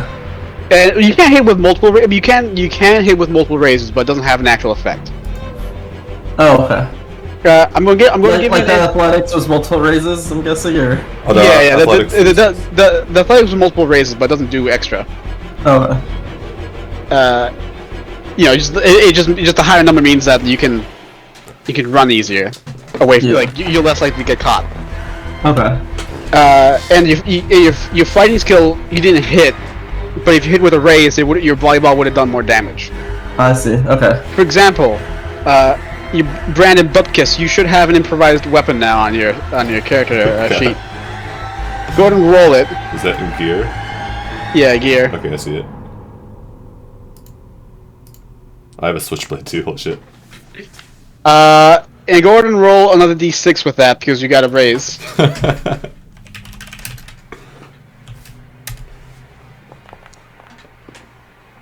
Okay. That's 8 points of damage. Wow. Toughness is 5, so that is enough to. Wow. Did I just kill him? I think you just killed me. Oh no.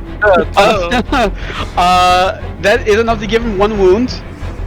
And incapacitating Grog.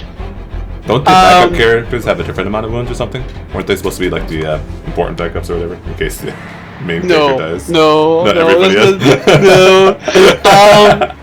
There is. Let me check. There are no soak rules, so yeah. It You're not dead. You're not dead. It incapacitates you. Yeah. So you're not dead. Somebody could still help you. So Brandon scampers over and then pulls the fork out, stabs you in the in the leg, and then proceeds to continue to try and crawl off. Jesus. Oh, all right. Fuck. Grog, go to make. Fucking freak. Why'd you do that? Yeah, Greg, Grog the, like, the fork is jammed deep into your actual kneecap. Yeah, you can't actuate your knee without being in immense pain. You can't even crawl because it's just in there. Go and make me a vigor roll. And this is where I recommend you spending bennies, because if you get a raise, you're back, and you at least stabilize yourself.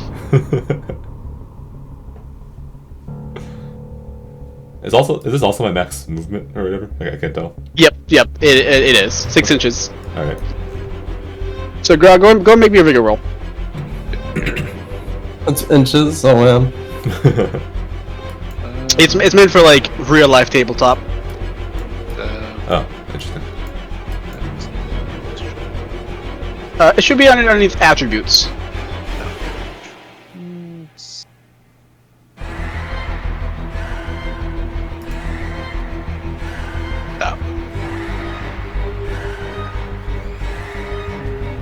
Bigger. Yeah, that's the last one.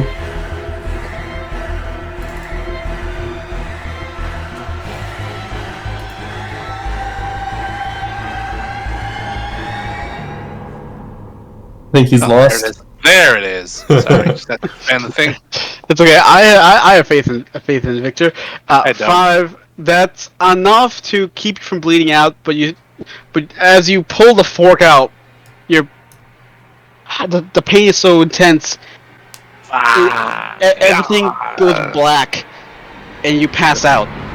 Ugh. Oh god, I'm gonna fucking die as I pass out. Yeah, unfortunately. Honk. Prone. You fucking killed him! Oh my god.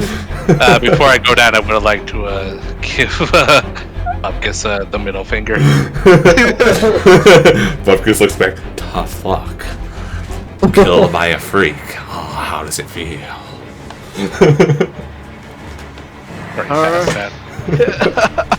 Alright, Greg, you're up. You just saw Grog get fucking stabbed in the kneecaps. Oh, mutiny in the party! Who's the Mutiny real in the monster? party! He's the imposter! Did anybody notice though? It's dark out. You know, everybody's kind of distracted. Oh, also fear tests. I almost forgot about the fear tests. Oh. Oh yeah. Oh, fear? Oh, for running away from this guy? For like for seeing the guy for the first time. Sorry, I always forget about the fear checks sometimes. I do have fear tables.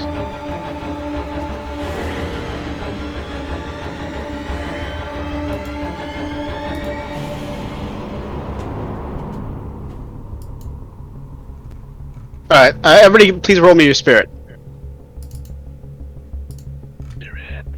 Except for you, Grog. You're fine. You're in for Greg. Alright.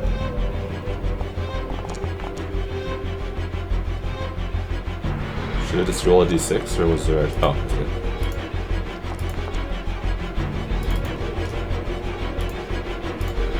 Okay. So, luckily for you guys, this You got guy, a lot of gumption there, J-Dog. Don't you know, boss? I can't let you steal the spotlight, yeah? I mean, you're still the best and all that, but only one of you guys failed your spirit test. Interesting. Jaden Fierce. ironic.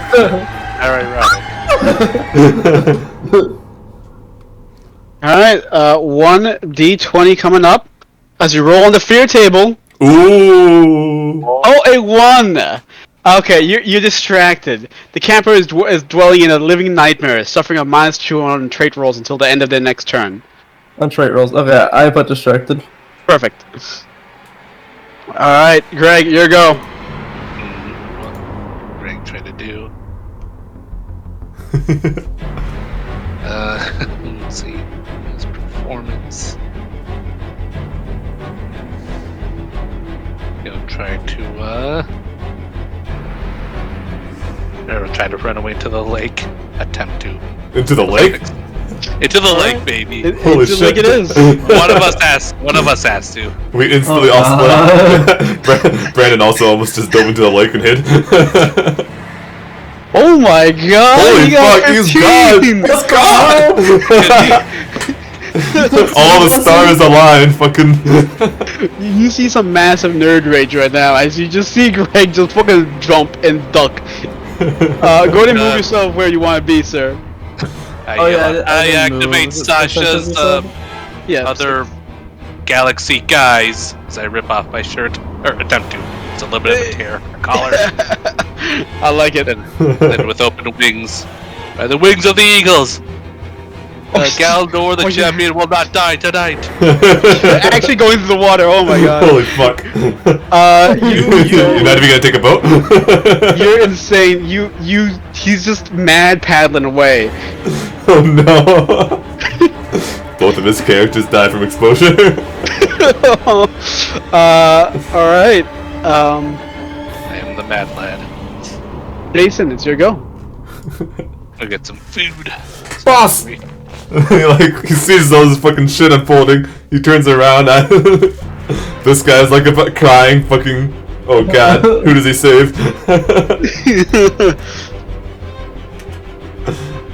How do you heal anybody? You just go up and roll healing, and it's an action, so it's gonna be multi-action penalty. So if you want to still want to run away, Okay. And Jaden, he just looks like he's really afraid. yeah, he just looks shook. He doesn't look hurt. Just like visibly, like I mean, everybody's rattled, but like frozen in fear, kind of rattled. Boss, party's over, fellas, party's over! He kind of taps him on the shoulders and runs by. You gotta get out of here! Run! And then he tries to heal Greg. His turn. Multi-action. All right. Multi, and then All right. is I like it. running? Is running an action? No, you're also rolling athletics, so you don't instantly get slotted. Oh, yes. Okay. He's trying to beat each other as well. So go ahead and give me that athletics at a -2. -4, you mean? Oh no. -4. Oh, -4. Jesus. Okay, you get that big old 1. Oh no. And then go ahead and give me a healing roll at -2. Oh no! You attempt to patch up the massive gash in Grog's knee, but you're rushed. It's hard. You actually don't get it. Oh no. Oh no, indeed. As you just fruitlessly try to save what was left of his knee, it essentially exploded from the fork being jammed in there, and then his attempt to run away. Returned. What I miss? Fail healing roll on you, and Jason rolled a 1 on his athletics. Oh no, Jason! Fucking god.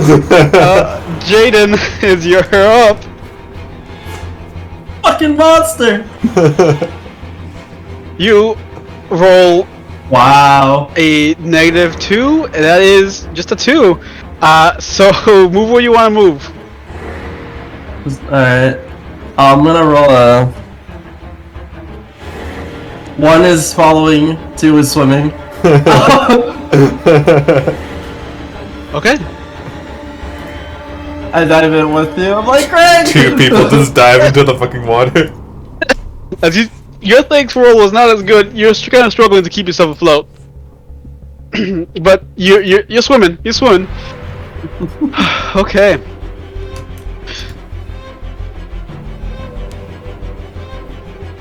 Alright. You see the creature begin to move forward.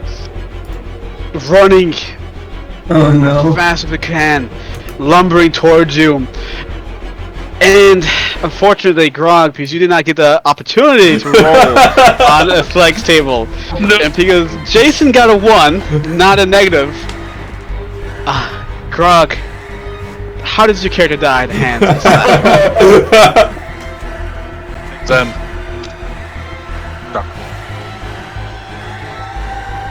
What? 1 sec. Got food in my mouth anyway. as I'm just trying to put hands over my wound that's still bleeding out, I suddenly turn my head around and suddenly I notice that the slasher just came at us with like blistering speed. He gets on top of me and he slashes my neck. Whew. Like just whew. I sit down and decapitates me. Oh God! Grog! Then my head rolls down a little bit and it still blinks as a reflexive action. The head flying in the air, rolling towards you, Jason. Its eyes still active and blinking, looking around wildly as its eyes begin to flutter and slowly close. As the blood begins to drain from the head, the actual body begins to pump gouts of blood into the air, covering you and the slasher in a shower and rain of blood droplets. Yeah.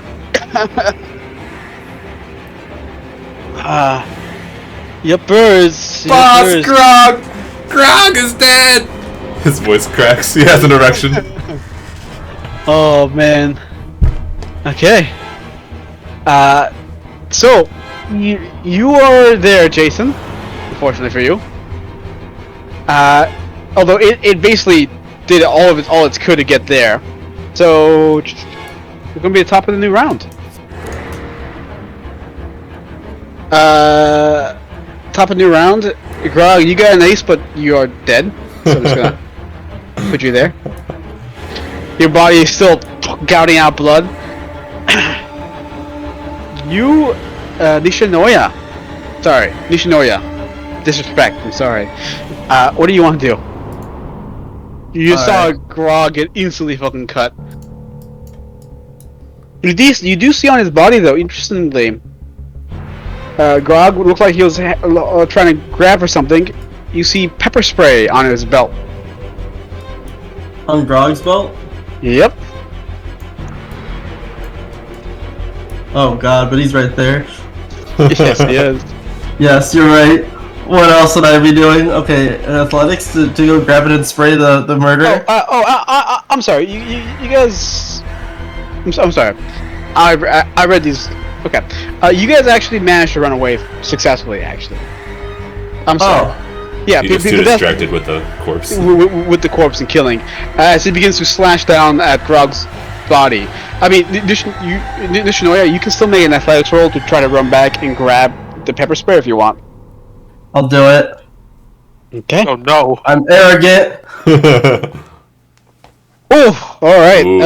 It's Crazy. against. It will be against his athletics to see if he can catch you. Ooh. Nice try. He does not catch you, and so he will use a Benny Oh to no. get reroll. Oh my god. Ooh. He's trying to kill me. Okay. He misses you, and you grab that beautiful pepper spray. I'm going to add that to your gear set. There it is, pepper spray. As you guys begin to run away from the killer, I'll have you guys run it behind here because that's kind of the direction you guys are going. Unless you guys want to go somewhere else. Or actually, yeah, I'll ask you. What are you three? Where are you three running? Brandon will try. What is Brandon? Go on. Brandon will try and break off from the group and hide by himself. Okay. He'll dive into the bushes over here and then just try and stealth. Okay. I'm like, J-Dog, we got a one Silas. Oh, Grog, buddy, he's gone! Like, silence! And then he just like instantly shuts up.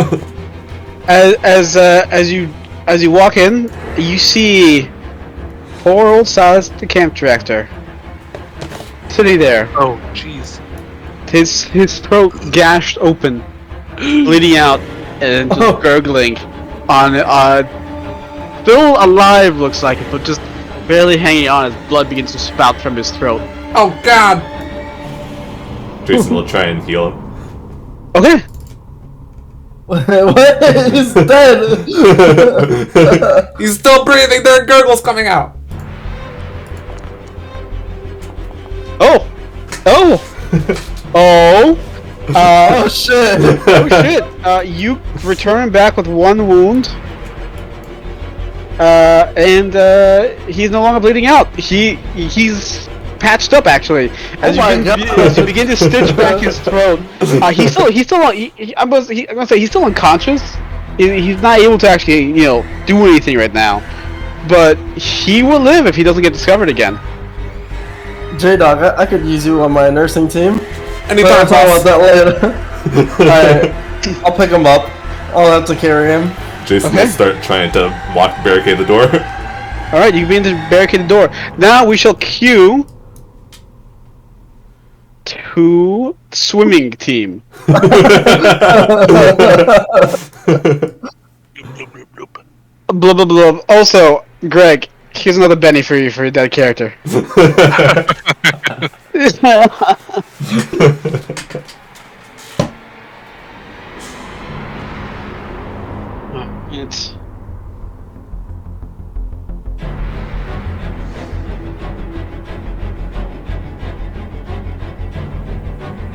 so you guys are in the water swimming. you see the creature drag Brog's body off in the distance, and you also see him drag Homer's body as well. The gun still there on the ground. I'm just gonna mark that where it is. New text, nice. Yeah. Let's see.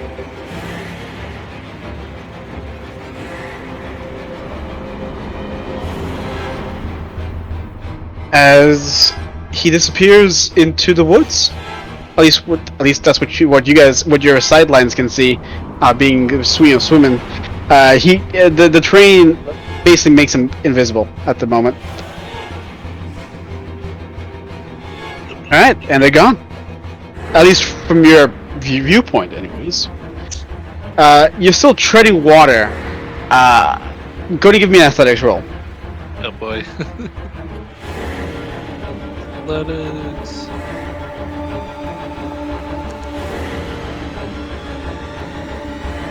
Alright, Greg, you gain a level of fatigue as you begin to aspirate water into your lungs as you start to sink. Oh, Jaden, give me an athletics roll. Alright.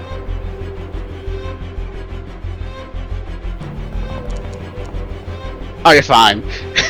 Although you see Greg over there starting to struggle. I'm like, Greg, maybe we should get out of this water. Yeah, head for one of the boat. Blah, blah, blah, blah, blah, blah. Alright, you trying to get on the boat? I'll listen to him. I'm clueless. I didn't notice it being all moldy. Alright, it holds your weight just fine, Jaden. Greg, give me a athletics roll to see how well you can get on without breaking it.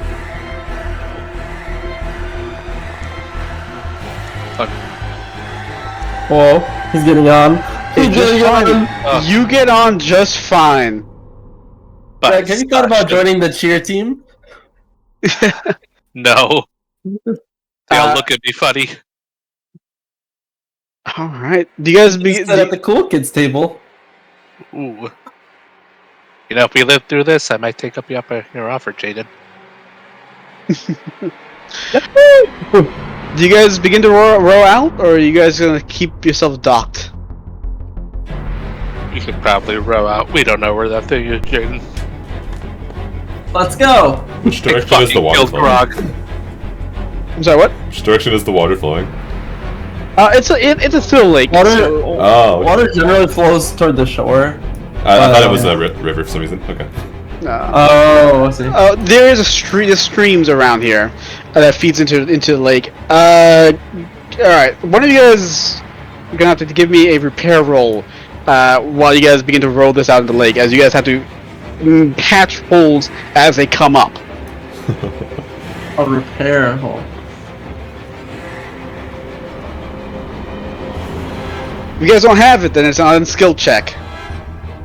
Oh yeah, no. Nope. All right, No. both of you guys roll your unskilled rolls. Oh, that's what that's for. I see. Yeah, for any skills you guys don't have. Okay. Oof.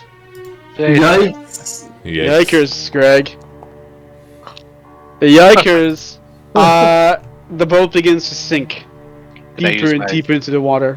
Ooh, can I use my smarts to try and at least stop the immediate sinking? If you use a Benny. Ooh, gotcha, Benny boy. Where's Benny? There's Benny. Use my Perfect. smarts to try and plug the holes. Oh! He's plugging it. He's plugging it. Holy You fuck. realize that the only way to plug all these holes is to take off your shirts and No, then no, hold up. I say, oh god, my parents are gonna kill me for ruining the sweater, and then I take it off and I plug the hole in it. all right, I like it. I'm like, You guys oh, Greg. how is Greg's physique? Is it scrawny or well toned or flabby? Scrawny. All right. You guys. Scrawny arms, generally a scrawny body, but a little bit of flab on the belly. I love it. The classic nerd physique. You guys make it off into the water, floating to who knows where. We will return to you guys later. I'm not gonna die. Now, as you barricade the door, Brandon Bupkis, give me a stealth. Jason Lockney, give me a give me a survival. See how well you can close that all up. Huh. I was just starting to read through my hindrances and stuff. Ah, yes. Yeah, it says I get a +1 to stealth, but it says only in urban environments. I don't think that counts. This is not an urban environment. Yeah. Actually, no. This is. I'll say you hide it. I'll give you the +1 because you're hiding in next to a building. You kind of know how to blend yourself in when there's nice uniform bricks. I'll give you the +1. Nice. If you're out in the woods, no sir, no sorry. And then what was Jason saying? Survival. Survival. Yeah.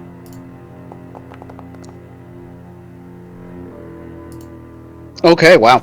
Yes, you guys are having fun, huh? I mean, one other thing is that there are 2 doors, and I'm only barricading one of them. Yeah. Well, yeah. So, I'm glad you noticed that. You guys didn't actually bother to check that room, unfortunately for you. Oh, I'm getting dragged by that text.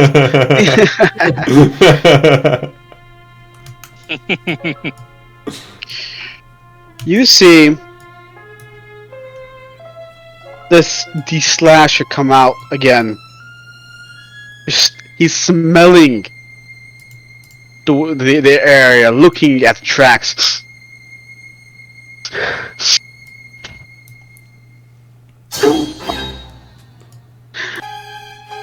As it tries to notice where you guys went. Doesn't see you, Brandon Bupkis. Nice. Doesn't smell you. But hears the barricades being pulled up. It knocks. Clack. Clack. Clack.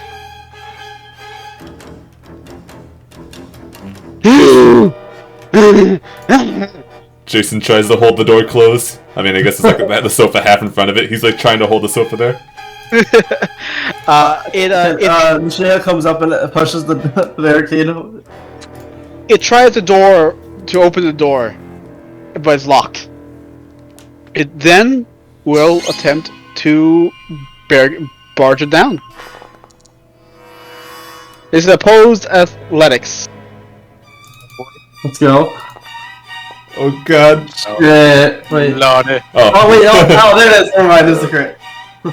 Alright, Jason, you ain't doing too much. It's actually a failure on you. You reduce his roll by 1 as you get in his way. So that's 12 versus a 7. It's a hard hit, but it's not enough to actually, you know, shake the door or you, Nishinoya. The slasher though. Oh, the slasher. It moves. Bubkiss, you have a clear view of this. Yeah. I'm just like hiding. It reaches up and grabs the lantern. And then immediately throws it against the door. The oil slamming against the wood as it begins to erupt in flame. And the building catches on fire. The wooden timbers. It's wood. It catches on fire. As your building is slowly beginning to engulf in flames, you guys can easily smell that there is a fire burning outside that door now. Where do you guys want to? Quick, check this room if there's any windows. There's no windows. Oh shit. Yeah, that place doesn't have windows. Is this Search just an search open the place. Yeah, are there any windows at all here? That is not a window. There's no windows in this building. Alright. I'd like to search the place for anything to help us. Sure. More fires begin to spread. Bubkiss, you have a clear view of the lights beginning to expand as the slashers are patiently waiting. Go ahead and give me a notice roll. Who? The people inside the room. Other people. And I already had the +2 there. Alright. Alright. 6 and a 6. Well, that's enough. Jason, you notice that there is looks like running water in here. There's plumbing. Nishinoya. Well, there's a lot of blankets here. You guys think if you guys wet a blanket with water, you guys can probably walk out of the front door unscathed by a flame. Alright. It takes some time to get the sheets and get it fully soaked, and you guys begin to wrap it all over you guys. Are you guys opening the door? Can we get like Quick, another wrap sheet? these blankets around us. Another one. I'll wrap it around this guy. I'll like lay him down on the ground and then just wrap him in the wet blankets. You have to wrap him. I was just gonna carry him. Oh, okay. Yeah, I mean that changes things. All right. So, are you opening the door? Do we have any other way out of this, boss? I don't think there is.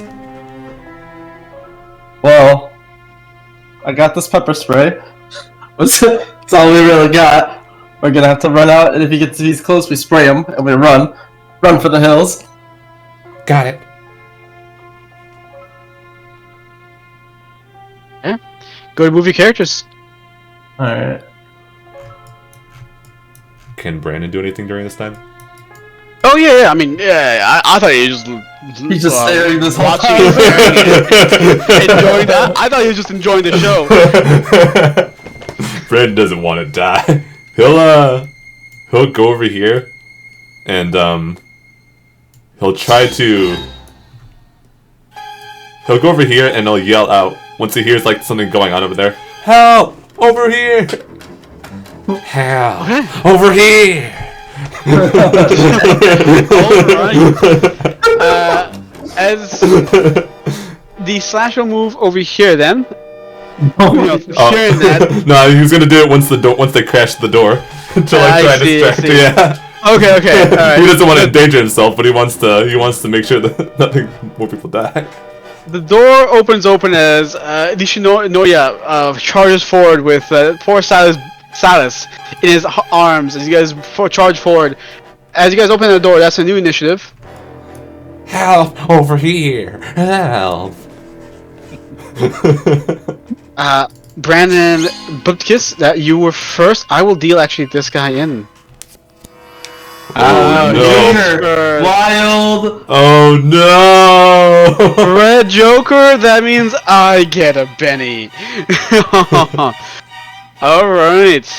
Did I roll it? I can't tell. Yeah, did everybody automatically roll? Oh yeah, it automatically rolls out of turn in the combat round. Interesting. Yeah, it's Okay. nice, huh? Alright.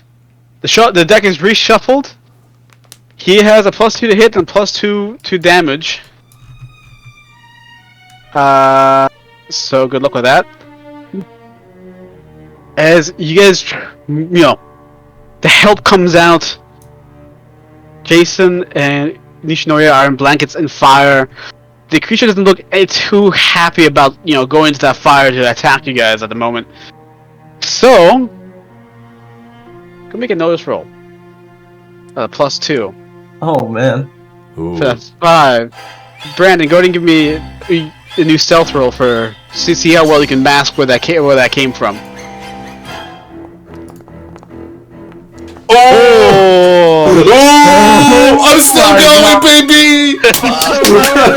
19. It echoes all around the monster as it just can't. It just doesn't know where it's from, and just locks eyes on you instead. Jason, you as it begins to charge forward into the flames. The flames licking at it. It will take 2d6 worth of fire damage as it cauterizes into it. Too bad its toughness is 8.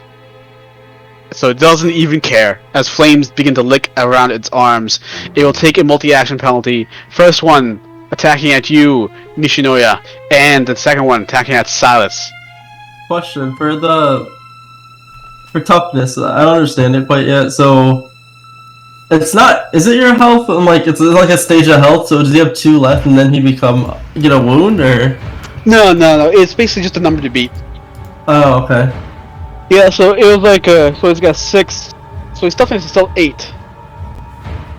So it's like that spaceship where if you don't do a certain amount of damage, then you just do no damage at all. Yeah, basically. Damn. So these guys are fun. Also, you guys have to make another fear check, but so give me a spirit roll as it begins to writhe in flames. It begins to burn and it doesn't even give a shit. Wow, you guys. I also have a +2 to my spirit rolls and my brave feature. Oh, nice. Yeah, +2 So- to my fear rolls and subtract 2 from the fear table results. All right. Well, it's fear at -2, so that'll cancel it out.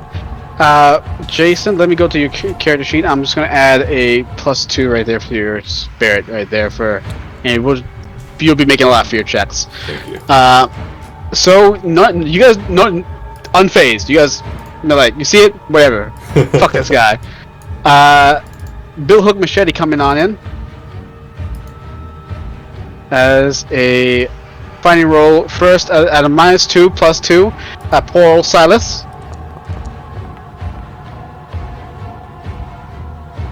Silas, that will hit him. His parry is 2. It would hit him. Yeah. It hits him with a raise, in fact, actually.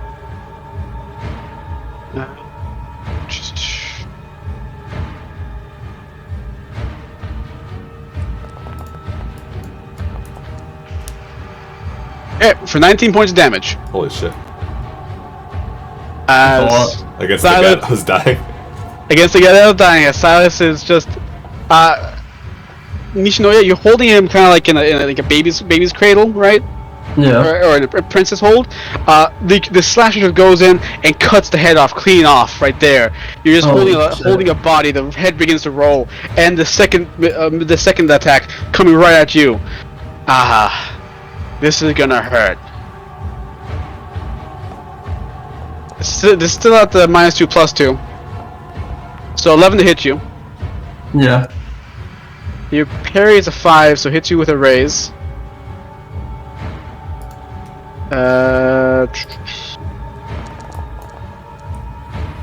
17, sir. Yeah, that hurts. That hurts. That is, your toughness is 6. Yeah. I'm sorry, sir. How does you die? Is that something you can Benny at all? At this point in the chapter, no. Oh no. I don't think I can Benny it. You can't Benny enemy rolls. You can Benny to soak, but there's no soaking at this stage. Oh, okay. So describe to me, how does you die? I mean, I just get cut up, I guess. All right. You go through the door, writhes in flames, and you're instantly cut apart, along with Silas, as it just begins to hack and slash. The creature has a lithe form. It's extraordinarily fast and much more deadly than in terms of its strikes, and you're not expecting that kind of ferocity or speed as you are cut down. Ugh.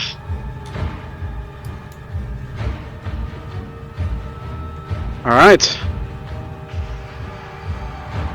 Brandon, it's your go.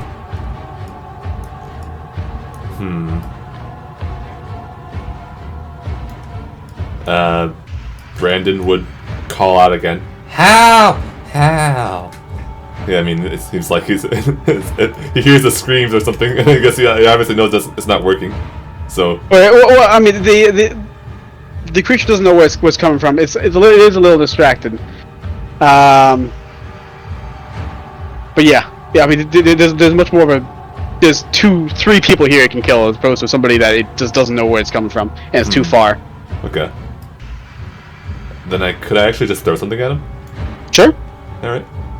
I would just pick up a nearby rock and then throw it. All right, go ahead and make an improvised weapon roll if you have it on you. There was the last improvised weapon. If I could just reuse that. Yep. Go ahead. I don't think you're trained in throwing, so it's going to be at a -2 to hit, but doesn't actually matter because you do manage to hit with a raise. Go ahead and give me that damage roll.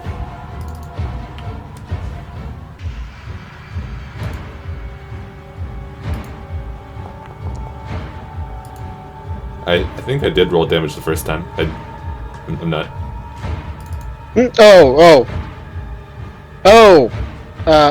Okay. Roll me a fighting roll first. Oh, fighting. Yeah.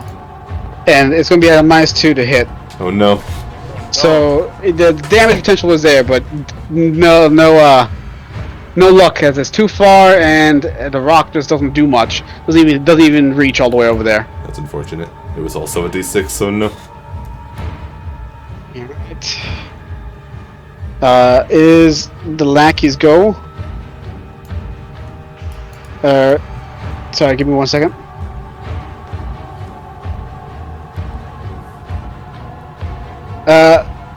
One thing that the creature will do, it'll actually, after killing those two, it'll actually back up and look at you expectantly.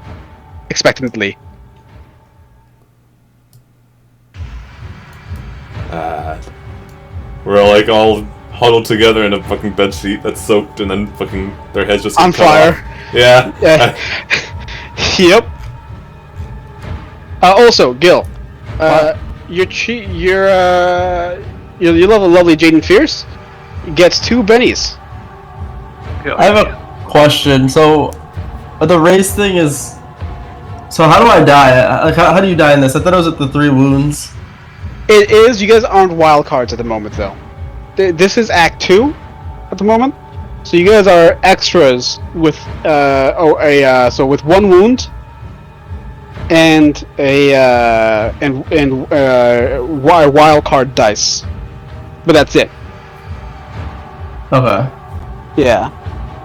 Otherwise, you're right. You guys would have 3 wounds and be a little bit more durable and be able to soak rolls. But at the moment, you guys are very killable at the moment.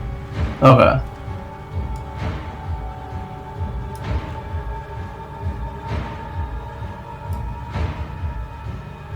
And you get a Benny from the one you earned from you, and another Benny for his death, which gives you 6.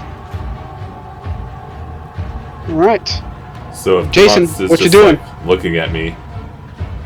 It's still on fire. It will take damage on the next go. Spicy. Jason would try to grab the pepper spray from you, I guess, and then use it on the monster. All right, the multi-action penalty, and it. All right, go ahead and shoot it. So what would that be? Oh right, it's on you. Let me go and transfer the gear to you. It'd be a shooting roll.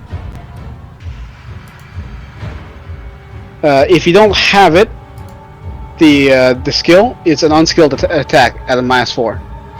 -4? Yep. Oh man. Multi-action to pick it up, and then.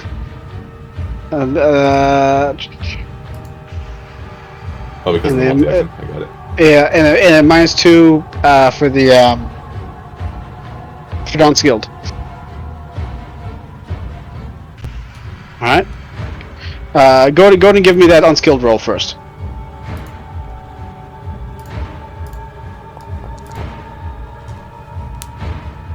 Unfortunately, the pepper spray just sprays in this direction, but you can't get its eye. It's one eye. And then I'll just run, so I guess that's athletics. Yep, it looks like it's waiting for you, and it's just movement. It's anticipating you running. You run in the direction of where the help earlier.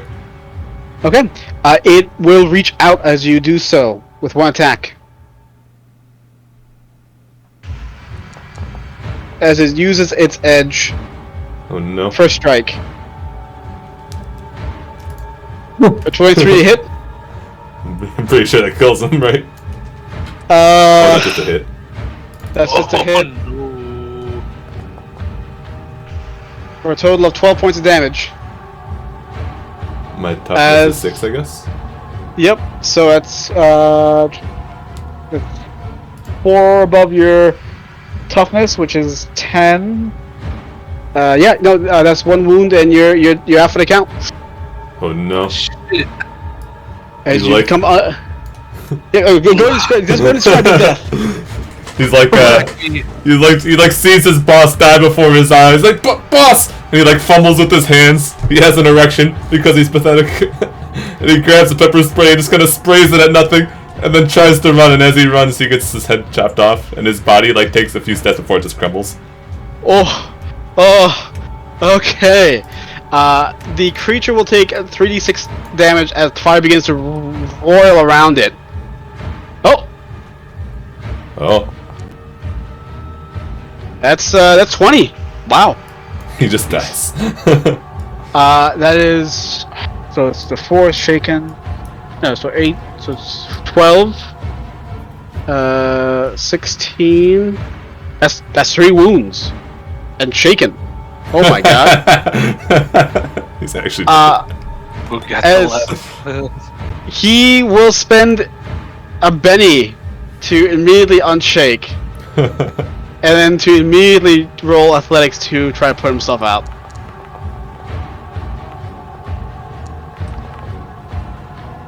Oh no. Ignoring the Joker because it's a new round. He still smashes it with a 12. Yeah, with a 12. No. Fuck. 16 minus. Yeah. With a 13. He's still fine. As it begins to pat out the fire, but it's charred, it's bloodied. It looks like it has gone through hell, and it immediately begins to run away from as the fire is still. The smell of smoked flesh is heavy in the air. Okay. That's the end of combat. Be right back, grabbing my laundry. Hey. Gotcha. All right. So that was a lot of deaths all at once. As Brandon Bupkis, you're the only one still in the camp. You saw everybody, maybe not your friends, but at least your acquaintances just get absolutely fucking gutted. Brandon kind of crawls out of the log on all fours, and then starts going through all their belongings. All right. The ones that died in the fire, their belongings are gone. he makes the cat hissing noises at the fire, as if he's trying to scare it, and then he goes through this guy's belongings. Okay. You find. Also, Brandon Bupkis, you get a penny from your from losing Jason. Yeah. Yeah. There you go. Right. And yep, Jason has a flask, first aid kit, pepper spray. Oh yeah, I mean, guess I'll just take it all. Jesus. And then he'll pull down his pants a little bit, and then make sure his butt's facing upwards. Oh no. And then he kind of crawls back into the woods. You hear the sound of more stomping, more movement. It's close. You think it's close again. The camper's not safe. Not at all. Where do you want to go, sir? I saw the monster go that way, so I would have tried to circle around this path. Alright. To see if I could find out where the other guys went. I don't know if I saw them jump into the water.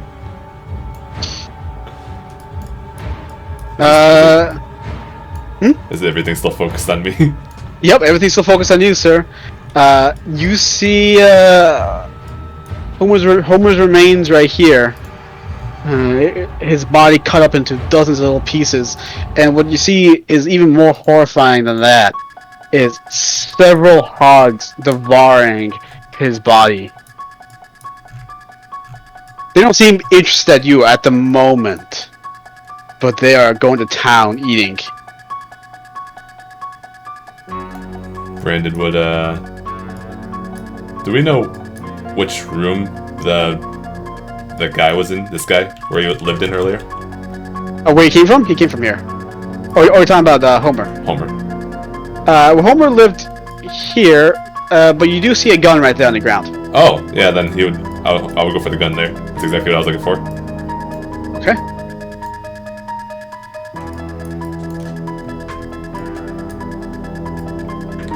And then, Grabbing the gun and a survival knife yeah. and the toolkit. Okay. You see them actually out on a boat, way off yonder. Very just dark visages out on the lake. You can probably tell them. You can't really tell. There's just like something out on the lake, and I can't tell what exactly it is. Yeah, it's really hard to tell. It's still moonlight, but it's not like they're pretty far out at this point. Brandon will this is the room where the monster came from, right? Yep. Brandon will actually go into that room and then just hide underneath one of the beds. Alright, as you're hiding underneath one of the beds, you feel something beneath your feet is a bit hollow. As you investigate and you open it up, it's a secret tunnel. Secret tunnel. A passageway into the deep and depths of darkness. You're not too sure where it goes, but you're pretty sure that's probably how it got in. Interesting. You hear the hogs begin to bay. Several of them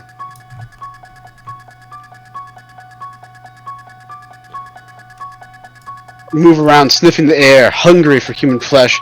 They burst in to the room, sniffing and chewing on anything that seems slightly edible.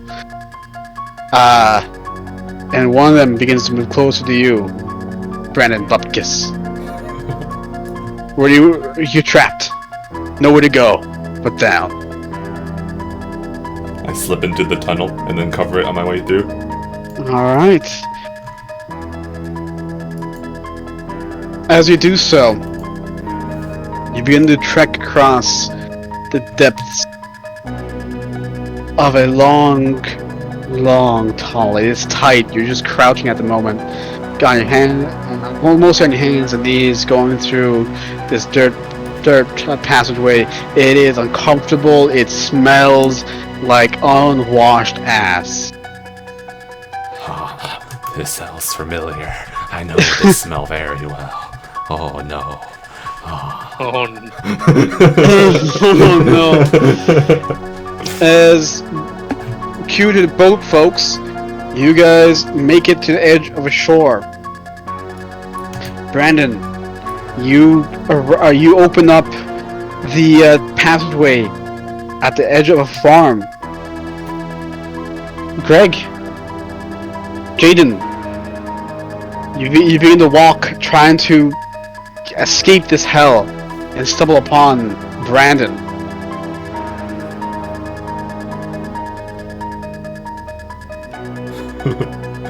Brandon's just mouth breathing and stares at you. what the hell?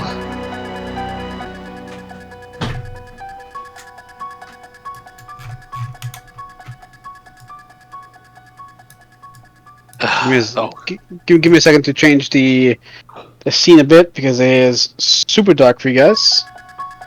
And by the way, you think my image would cheer up, Rob? I saw that. That was pretty good. Oh, is Rob nervous? I assume he is, so I made him a copy. Oh, that's nice. That's actually very nice. Alright. You guys all make it to the farm. You guys are now full-fledged wildcards with full-fledged abilities and soaking abilities. You guys can now soak your wound rolls. Probably wait for Gil. Yep, we'll wait for Gil on this one. Bathroom break. The bathroom break, people. Bathroom break.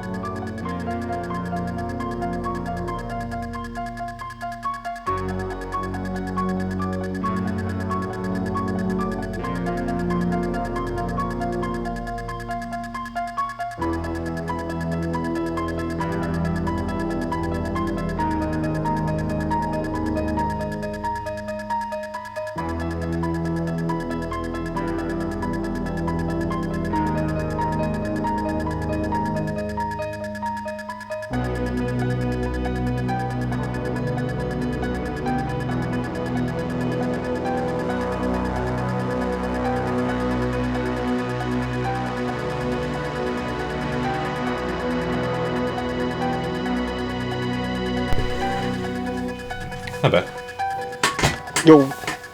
Hey.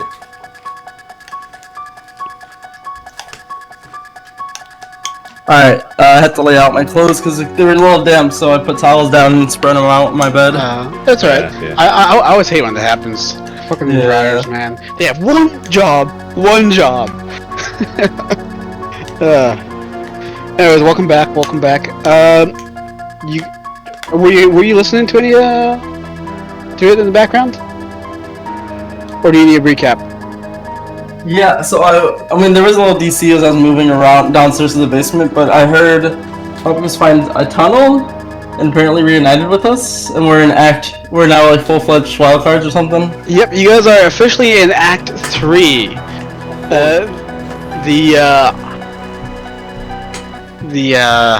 The very last part. Also, while you guys were, you guys have, officially met up, and you guys have had some time to talk with each other, really. And this is the time to share your little clues that you guys have learned. There's anal mustard in the forest. And penis treatment. It was on a Does that tree. mean- There were Brandon. 6, and it cursed. It cursed Grog. It wasn't me. It was the sticks in the woods. Their asses. The asses of the dead. Brandon, I say panting. Where is everyone else? They're all dead. Do we know that he basically killed Grog?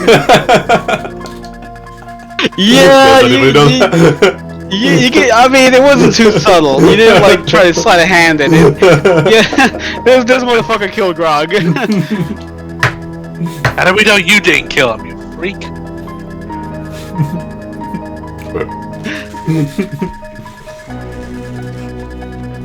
Because I said I didn't. Bullshit, we all saw you attack Grog in cold blood. That wasn't me. He forced my hand. You'll also notice that Brandon has a lot of gear on him. I have a medkit, a switchblade, fucking tools, a gun. yeah, he has a gun on him. I don't think you're in any position to tell me what to do, Craig. Still panting. I'm in charge now.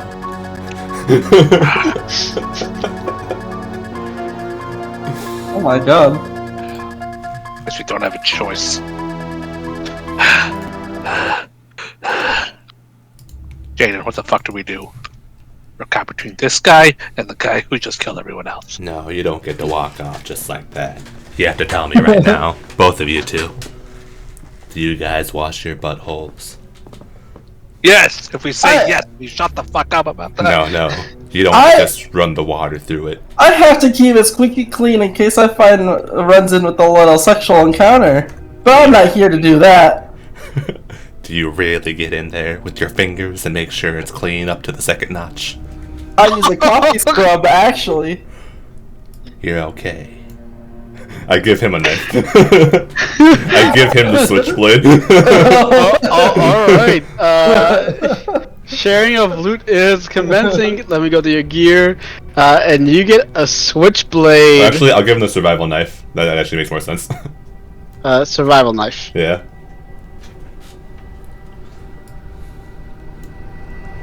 Here's a survival knife. It is long. It's a Bowie knife. It's massive. Oh, is it? Okay. Now you, Greg, tell me why I shouldn't blow your brains off right now. Oh my god, the violence! Drop your pants, Greg. No. Greg, I said drop your pants.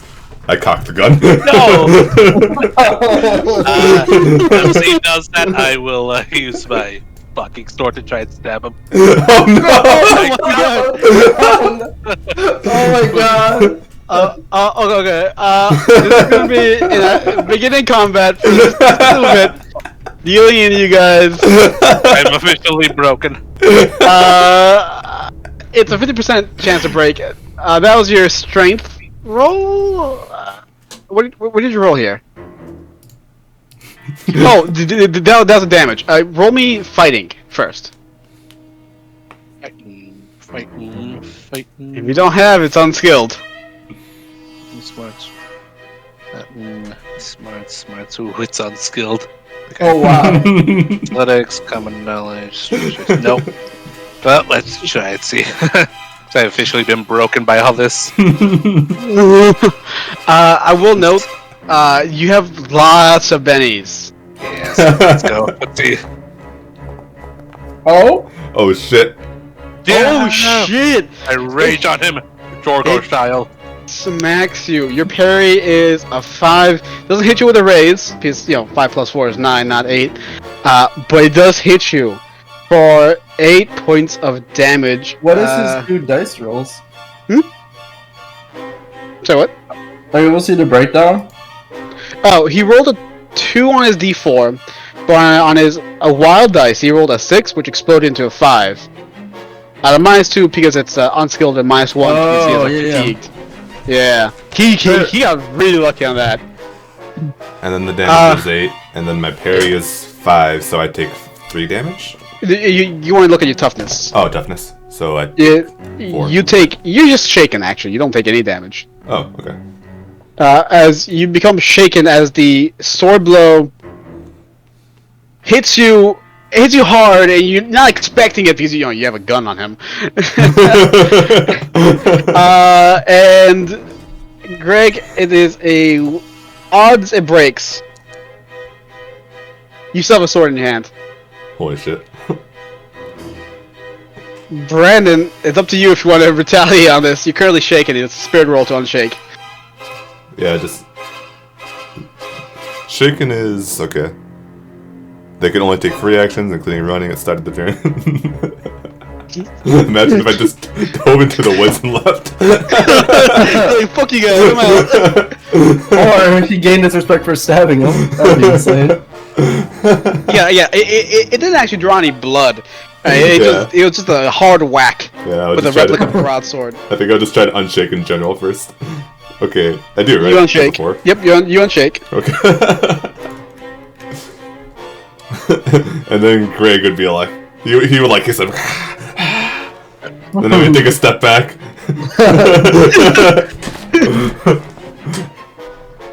Jaden.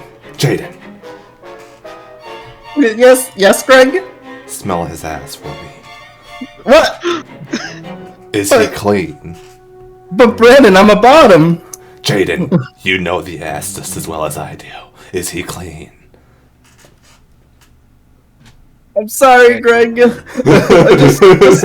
please, let's just make this as least awkward as possible. I may be scrawny, but I shower every day. I stay in mild defeat.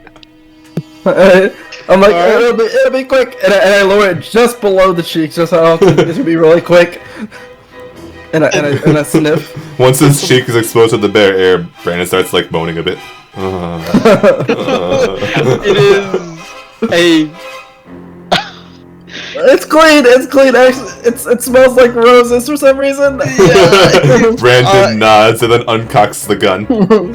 Greg, you use your mom's soap. Save your life. I know I'm a guy and I'm not expected to smell, but this is a free nation, damn it. If I want to smell like a beautiful, delicious strawberry, I should have the right to. An ass that smells like roses is nothing to be embarrassed about, Greg. I put away the gun. It'll be just fine by me. At least the dirty ones are gone now. There's only us now. Okay, everyone's dead. Okay. Let's think for a sec. Everyone is dead. It's just the 3 of us. Buttface, I don't care if you did it or not. I just want to get the hell out of here. Bupkis. Okay, noted. Bupkis, I don't care if you actually did it or not. I just want to get the hell out of here. The monster was on fire. He was gravely injured. We may have a chance to survive for the night. I hand Greg the pepper spray. It wasn't enough to save Jason, but it might save you. I could find some matches or something. The lighter. And this place, I'm sure we could probably make a makeshift torch in case that thing shows up again. Alright. Alright, you guys have various clues from each other. You know, you guys found those stick dolls, the carving of the initials AMPT. You guys found a Karen in that large ass footprint. You also saw that note from Meet at the Big Poplar Tree by A. And that diary about that weird creature that they made fun of. Oh, I kept it with me so I could start writing in my diary. Beautiful. Did anybody else keep anything from that? The Karen? Or stick dolls? You can't take the Karen, it's a lot of rocks. Yeah, that's true. That's a lot. Well, at least one rock.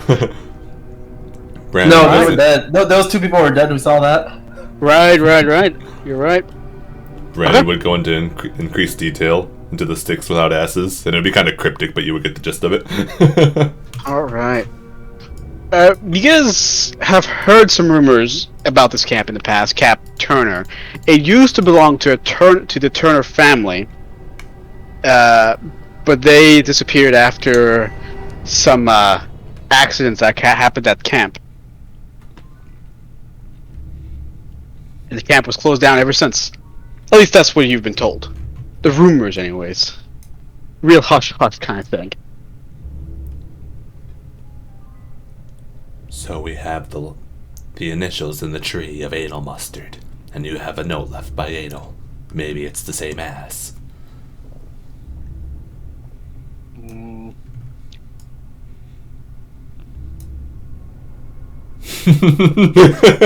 Brandon just talks to the air.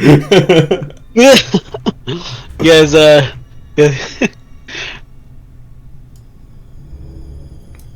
What did the note say? Meet you by the what?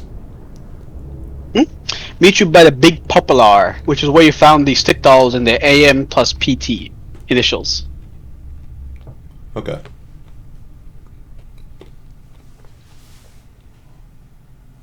Big poplar. And in the diary, the pig thing was staring at them while they were in the bath? While they're in the cabin, just talking. Okay. And They invited it. They invited it in. It tried to kiss them. They laughed at his face and then they ran away. You also were told that the hogs here crave human, are very vicious and they like people. In a kind of bad way. The tree without asses is the key to everything. What? Without asses? Without asses, the greatest kind of evil. But no asses, no scent. Do you see the duality of it? It is at this point you see way off in distance. I don't know how well you can see that. Yeah, I'll point it to you. You see, I don't see anything but a lot of wheat. you guys are slightly raised here. You guys can see all the way over there. But the one of the slashers is there by the home, or way off yonder. I say one because there's another one right next to it, and they're just grunting with each other. One of them is horribly, horribly burned as it opens the door and walks in. The other one following, closing the door. Do we know what building this is? Nope. Oh, Just okay. a random homesteader's house. You don't hear any screams yet. Greg, I think you're on to something. I believe they're weak to fire. As are most things. I think.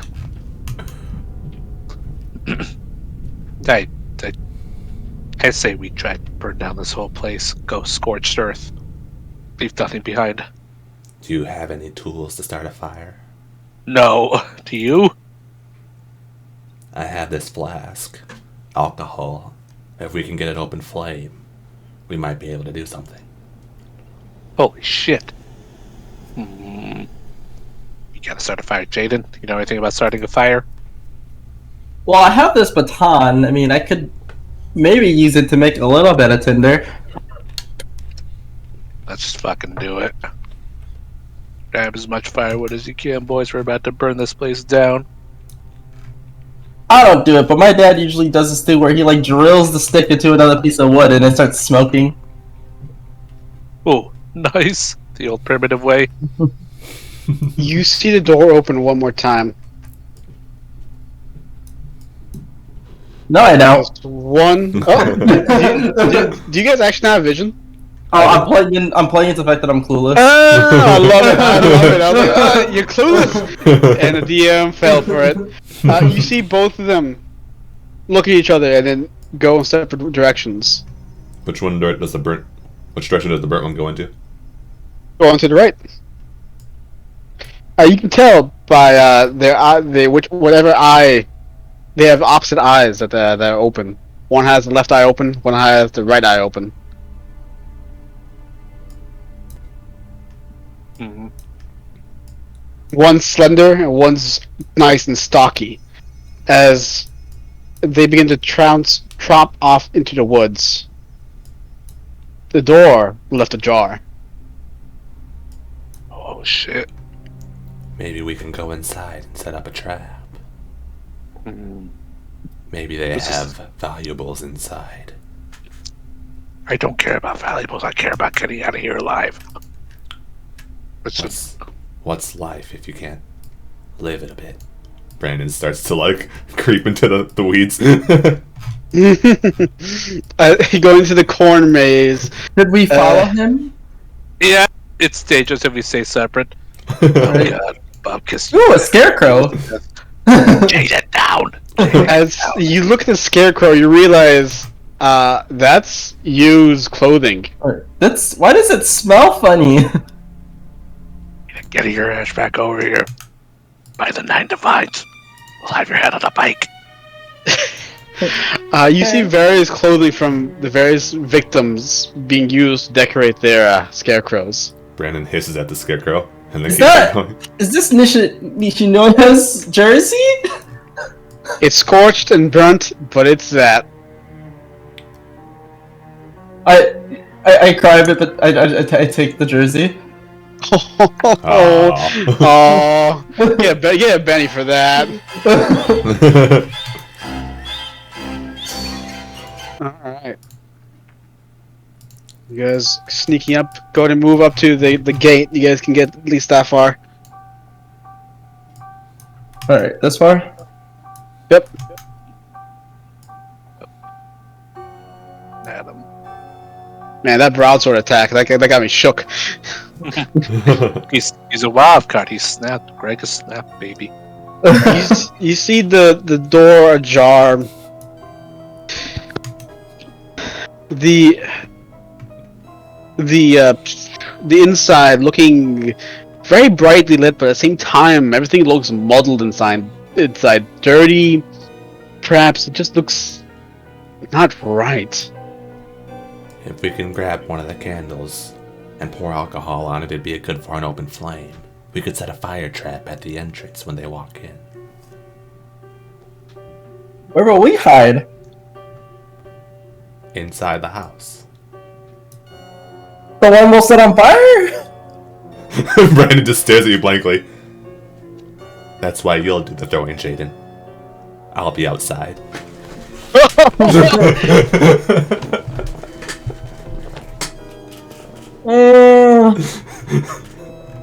Something smells fishy, and it's not the scarecrows. Don't worry about it. Just follow me. Everything will be okay. Hey, so what's the gun? Let's go. He's just trying to be persuasive. It's not very persuasive. As you go forward, I need everybody to make them a stealth check. Make me a stealth check.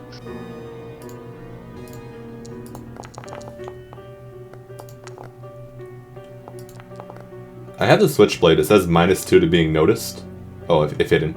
Oh, the weapon won't be noticed. Yeah, yes. Okay, that's it. Okay, yeah, I wasn't sure about that. Got it. Gonna get a somebody's gonna get a notice roll, but it's gonna be a little hard for them because, well, they're kind of far out. Okay. Oh, is Greg still fatigued? What happened there? Greg gained the level of fatigue. PCM was round. Oh, okay. That's what it was. Yeah. Alright, Brandon, Bubkiss, you going in first? Yep. Going through the hallways. He's like walking normal, but when he goes to the door, he kind of crawls in on all fours, and then he starts walking normal again. Jaden, you kind of shoulder check the some hangers on the side, but it doesn't sound too loud. I get on my tippy toes and do a little ballet that I learned in dancing school. All right.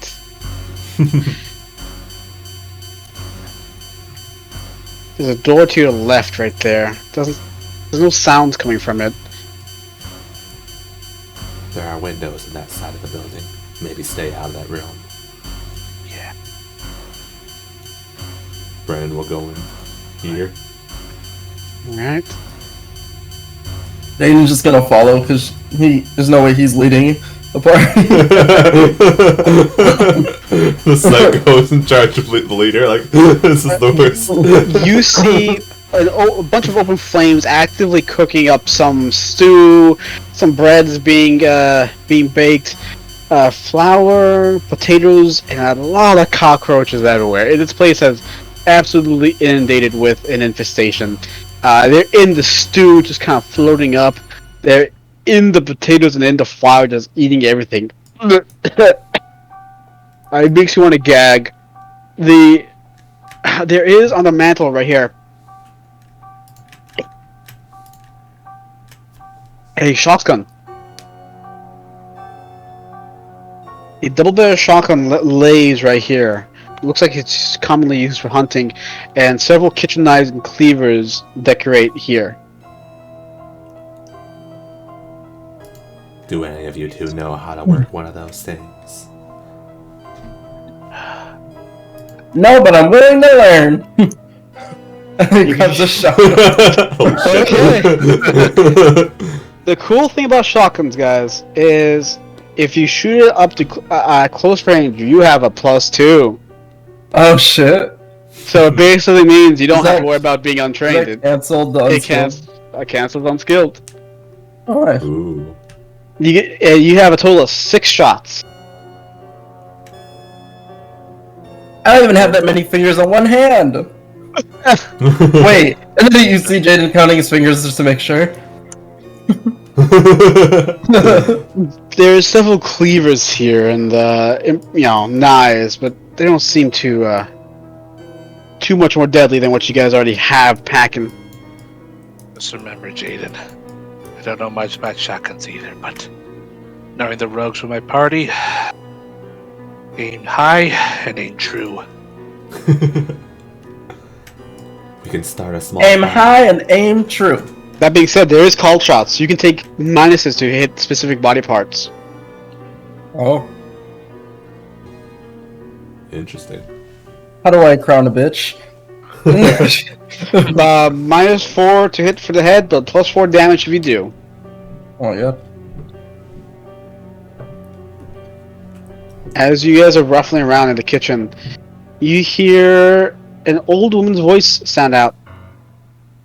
Oh, dearies! Come out and play! I hear you, like rats in a cellar. Come on out! Come talk to Mama! Brandon would pick up one of the pieces of wood that's like hanging out and use it as a torch. Okay.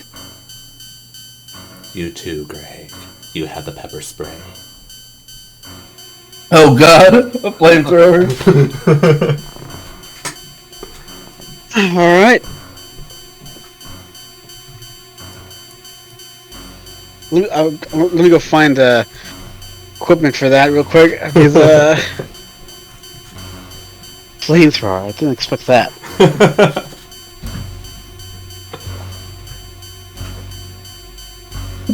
Improvised weapons in a war. It's a teamwork weapon where they have to combine their forces to make a flamethrower. Oh yeah. Okay, I got it. It's ready to go. Let's see it. So, are you following the voice? Get ready to set fire to the house. We're gonna surprise them as they run in and try to stop the fire. But I smell something foul in the air. Oh, this is somebody who's uncleaned. Theories, come on in. Brandon would peek through the door. What is just fine? As you begin to peek, This feels less like a dungeon and more like a death gauntlet. the door immediately swings open. Oops. And swings And shotgun. you see Mama.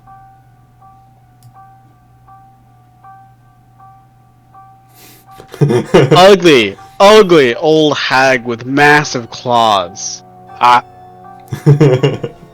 As she looks at you, dears, have you been enjoying my camp? Brandon stands halfway in the door. You can see half his body. It's like perfectly hidden by the door, and he just stands there staring at her, as if she can't see him. I do hope you've been enjoying my children's plantics, although they really should play nicer. You break all so easily. What do you mean by break?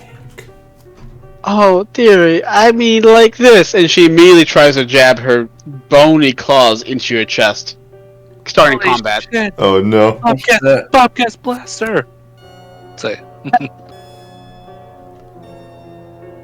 Adding you guys to the combat initiative and drilling you guys in. Jaden, Oh, yeah. I believe you are first. Jaden blaster. Oh god. You can also use both rounds in shotgun for another extra +2 damage. Ooh. But you have to take the next multi-action penalty next turn to reload it. And shoot at the same time if you want to do that. Oh, I see. Is it? Question, is this like D&D where there's like, opportunity attacks or something? No opportunity attacks in this game. Unless you have an edge for it. So I can walk up, hit her, and walk away? Yep. Cool. Like, knowing you have a flamethrower at hand, I'm just gonna bang her with my baton. I'm gonna use the knife. Alright. And any fighting is unskilled, right? Because I don't have fighting at all in the skills. Oh yeah, any fighting is unskilled then. Alright. Oh my god, but so close. You get the exploding dice going on, dude. Oh man, hold on. We Benny this. We're betting this. Okay. 'Cause Alright. I read you would reroll all the dice. You can. So is it 2d4 that I rolled? Just do another unskilled. Well, I would roll both dice though, is what I meant, just to make sure. Yeah, it rolls your d4 and a d6. It rolls the base dice, not the exploding dice. Does that make sense? Let's see. Include any additional dice you may have gained for a raise as a tax. Never mind. I wouldn't spend a bit anything because that's a low chance. Okay. Gonna give your Benny back. Oops. Oh, sorry. That's alright. I'll just spin it. There we go. Ah, beautiful. Seems nice. Alright. Well, the switchblade comes out. Oh, do you still want to use a switchblade then, or do you just want to shoot with a shotgun? It's a knife. I mean, I guess I can use the shotgun. Yeah. I mean, it's up to you, man. Yeah. So, what do I roll for the shotgun? Unskilled.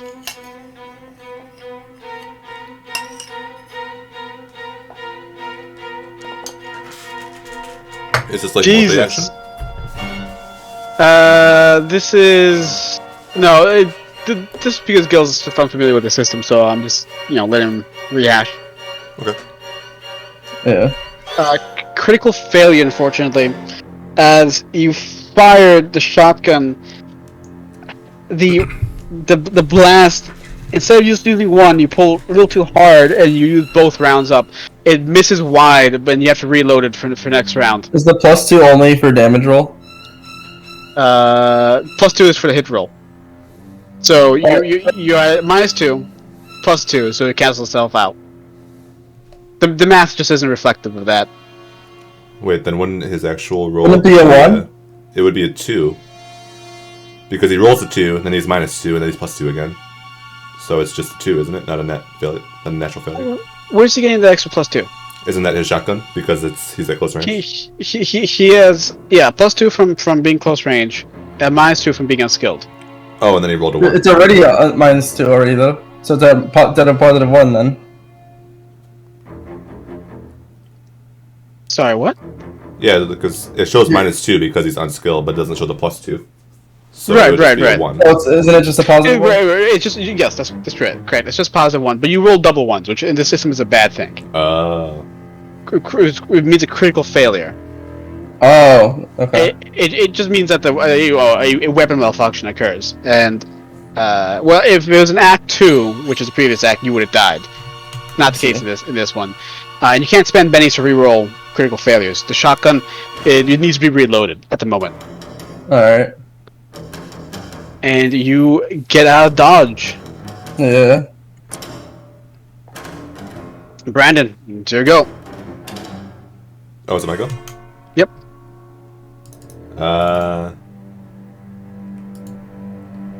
So it's like a free action, like just the D&D to talk and all that, right? Yep, free action to talk. Brandon says, "Give me all of your money." Dearie, you're not gonna be I in a have position a to gun. want money. I have a Yeah. gun. Give me all of your money. You don't have a gun. We have a gun.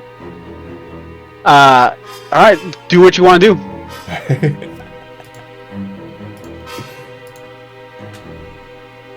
The shotgun already went off. Yeah, I'll also shoot. Yep. Oh yeah. The shotgun went off. Big old boom as it resounds. Actually, I'll just stab her. So I'd be like fighting. Yep, fighting. Alright, 4 and a 2. Parry's a little higher than that. Does not hit. Oh, Oh, what's going on here? that was my damage. I see. You can Benny that roll for the fighting skill if you want. Yeah, sure. Then it's just like re-rolling. Hmm? How do I use the Benny? Oh, just like click it and drag it off the screen. I Off the see screen. it.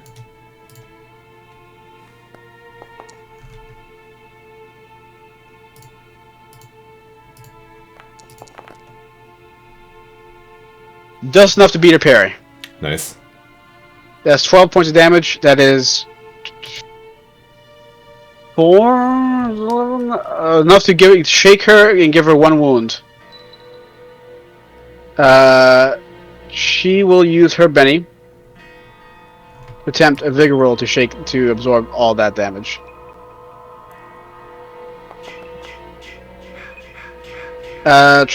Manages to soak the wound, but still shaken. All right, you're right there, sir. Yeah, then I'll walk to the side. Great, get her. All right. Burn the old woman. Burn the witch. She's evil, Greg. She rolls to unshake as Mama recovers from the attempted stab wound and begins to move forward closer to you guys. She's gonna make a she's gonna scream. Is the shaken? Is that just like a free action? Removing the shaken? You always get 1 attempt at the start of your turn to unshake. Okay. The target number is 4, so it's usually pretty easy. But at low levels or at high levels, it can. If you don't unshake, you're kind of fucked. Right. You gotta spend bennies. She immediately begins to scream. As she does, please everybody make me a fear roll as she screams loud and high pitched, as hard as she can, not attacking, just screaming the entire time. This is all out of -2. Where's the -2 come from? Her fear ability. Okay. She's a little scarier than most. She's at fear checks at -2. You guys have bennies. I'd suggest you re-roll that.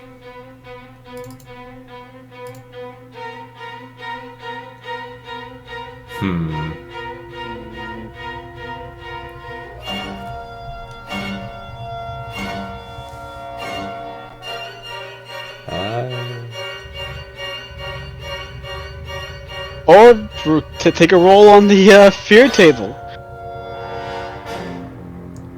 Why not? Yeah, I'll also reroll. I feel like it's hard to beat. All right, Greg, you're fine. Oh, worth. Oh man. Brandon, you're fine. Jaden, What's up? Joe, can you give me a spirit test Oh, for fear? Yeah, the -2. Oh man, we all. Oh shit. Jesus Christ! why am I You at guys- -2? What happened? Oh, she starts screaming, using her ability to try to scare you guys. Oh, Yeah. okay. -2 on your fear test. But it doesn't matter because you guys are all very, very Yes, we brave. do. We got spirit. How about you? Yeah, he has the highest. He has the highest spirit too, so it checks out. He was cheering us on. That was Mama's go. Yeah, it's Greg. It's your go. The which would I do that? Flamethrower. Flamethrower. Flamethrower. What would that be? Like an unskilled one, or? Yes. It's unless you have shooting. Let me go ahead and give you a flamethrower. Here you go. Greg using the power of science. Power science. All right. Go ahead and use that. I imagine you. It's a cone attack, so really it's just her trying to soak the damage as you blow it into her face.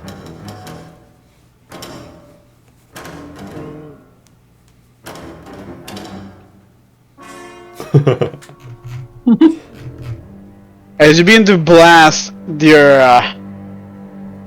flamethrower. Oh, it does require a shooting roll, huh? That's not right. They said pepper spray was a shooting roll, so wouldn't it be the same thing? Yeah, actually it would be. Yeah, you're right. I've never actually had a player use flamethrower before. Alright. Victor, go ahead and click on that shooting on the right hand side in the dialogue box. It should automatically roll your shooting. Victor? Indeed. Oh. Nothing happened. I think he does have shooting, that's why I won't roll it. Siesta. Yeah. Oh no! Yeah, 0. No. Do you want to re-roll it? Yes. Betty, Let's go. spend the Benny. Ooh. Ooh. Oh! Ooh. Oh, 7. That hits. That hits. Doesn't hit with a raise, but it hits. As she takes 3d6 of fire damage as she's erupted in flames. That's a 6.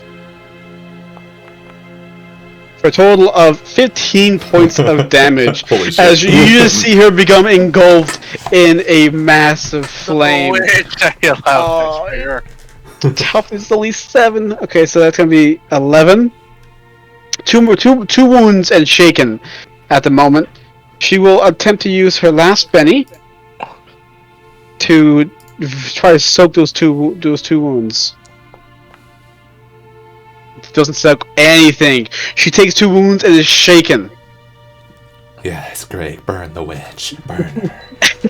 As she begins to scream and roil as the flames begin to stick to her body. Her face, disgusting and ugly, begins to actually get better as the flames begin to burn away the wrinkles and smooth it out as her skin and collagen becomes gelatinous from the heat. You should have just handed over your valuables, all of your money. This wouldn't have happened. You still want the cash? Oh my god. Alright. And it's just like on a different wavelength from everybody else.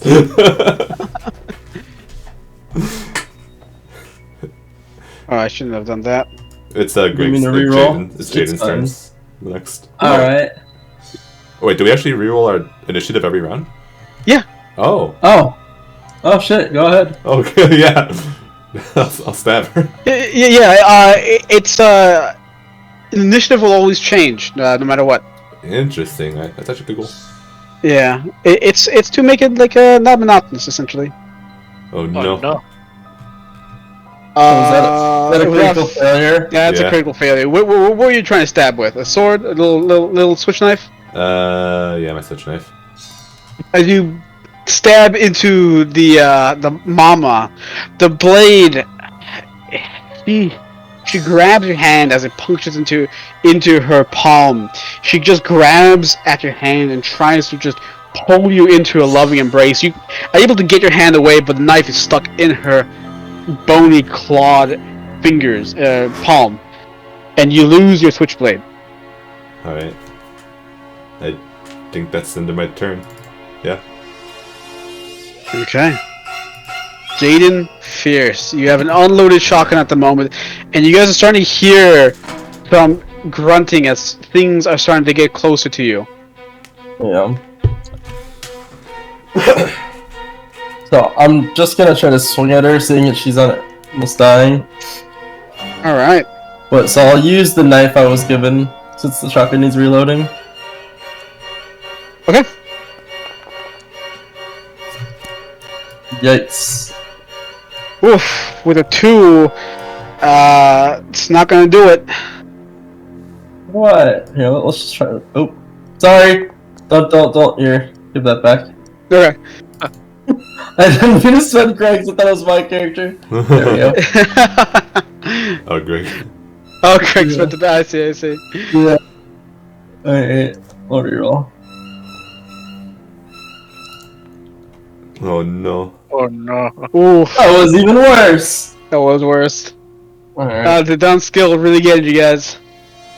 I think it's kind of dumb how fighting skills not on everybody. Yeah. That is I will admit that's a little dumb. Alright, that's my turn. I can't do anything else. It is to Mad Slash's go as they move forward, running at a mad dash. In fact, that is Mad Slasher. That's this one. Pace. Oh yeah, they run good. Tippy, the feral hog. You hear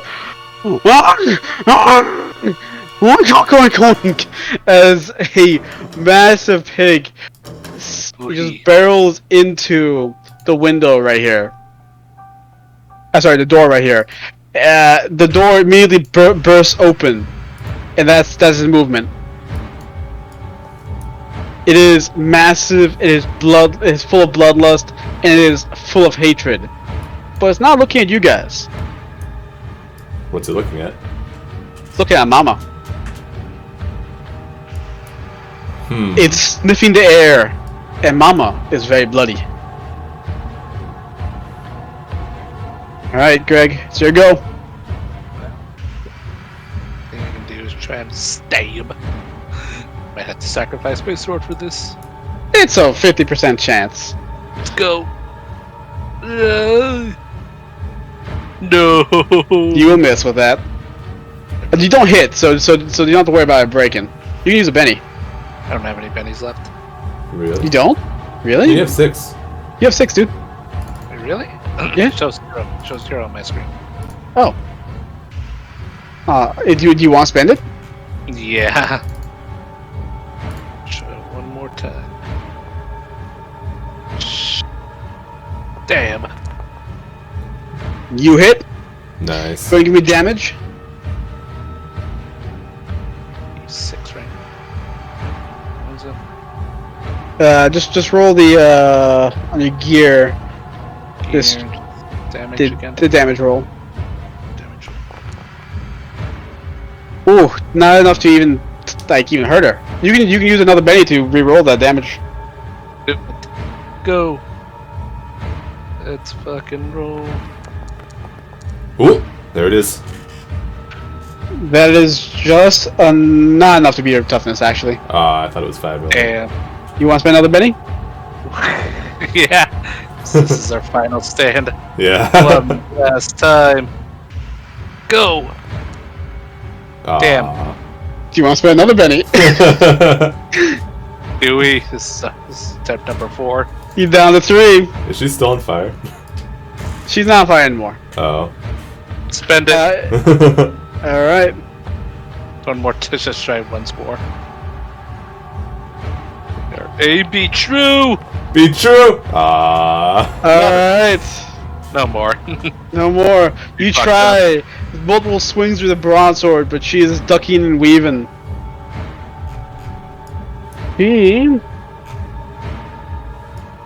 We're moving as fast as we can. And we'll be right there. Mamas go. Must roll a spirit dice. She gets it even though with a -2. Looks at you, Greg, for that flamethrower. She doesn't like that. She's gonna take a multi-action penalty to be at -2. No, actually no. She's already at -2. She's gonna attack you once.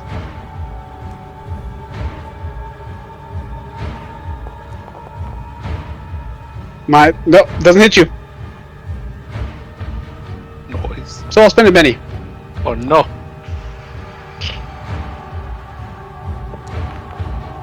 God damn it! Oh, it dodged. She can't do shit right now. Okay. What?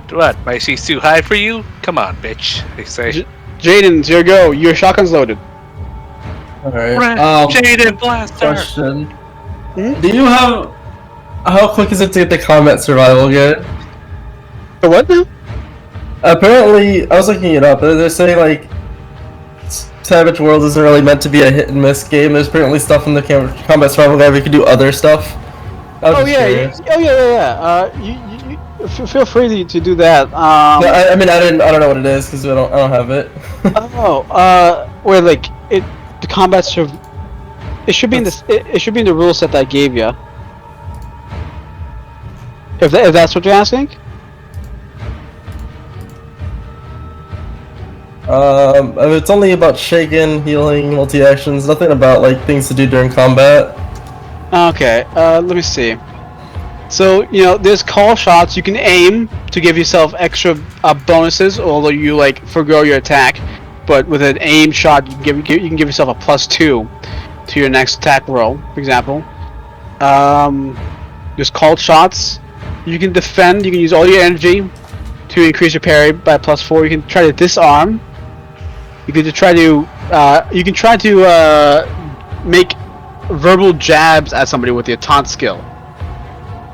And you can apply the distracted or vulnerable condition, which is distracted -2 against for their trade rolls, vulnerable +2 to attack them from everybody against them.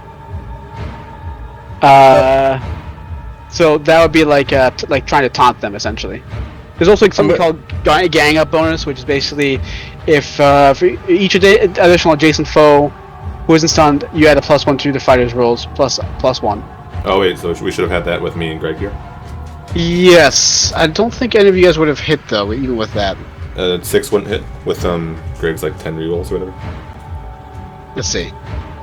That was for he hit. That's just for damage. Oh, that's easy. Yeah.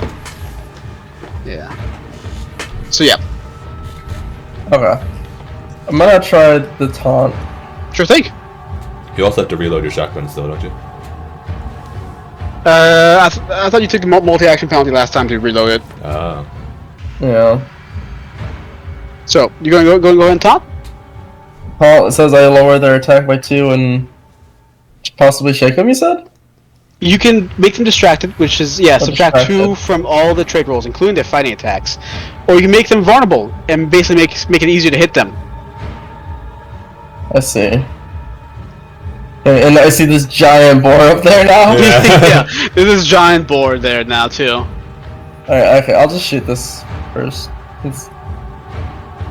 Are you taking multi-action penalty to do both shooting? No, Okay. I'm just gonna shoot. Because there's no way I'll ever shoot if I multi-action it. Yeah, as expected. You have a ton of dice, and you're actually at a net 0 for your plus and minuses. So you're at D4, D6. Your chances of hitting are somewhat good. I don't believe you. So that was actually a 3 to hit? Yeah, it was actually 2 to hit. Okay. So go ahead and reroll that. Oof, 3 to hit. No hit. No hit. The number to beat is 5. Oh, sorry, 4. Number to beat is 4.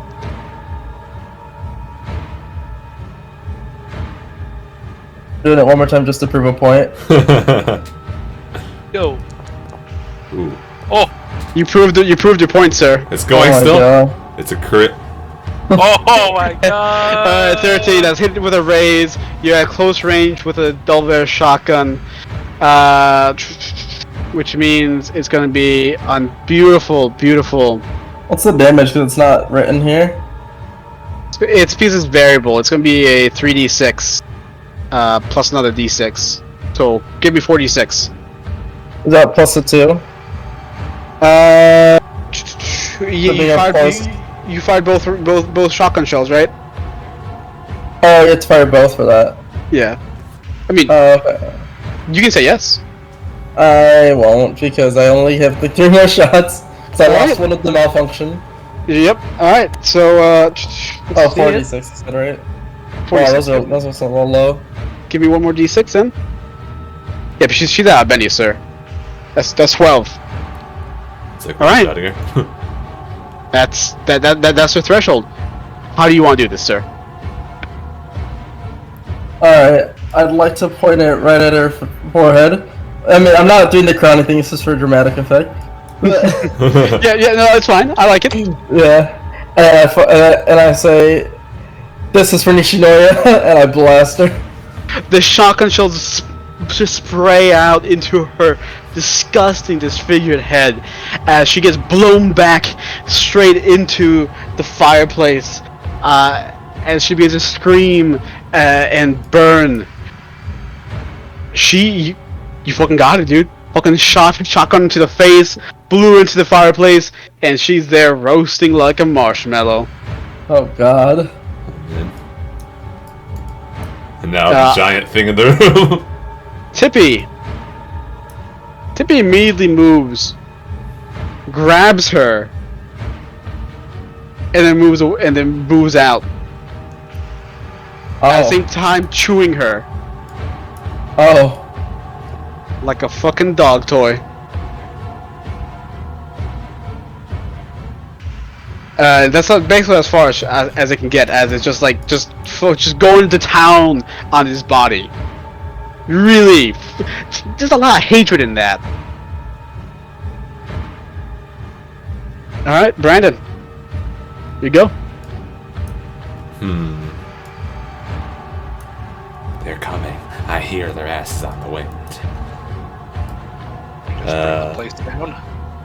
I need to find what stunned does. Is this a window here?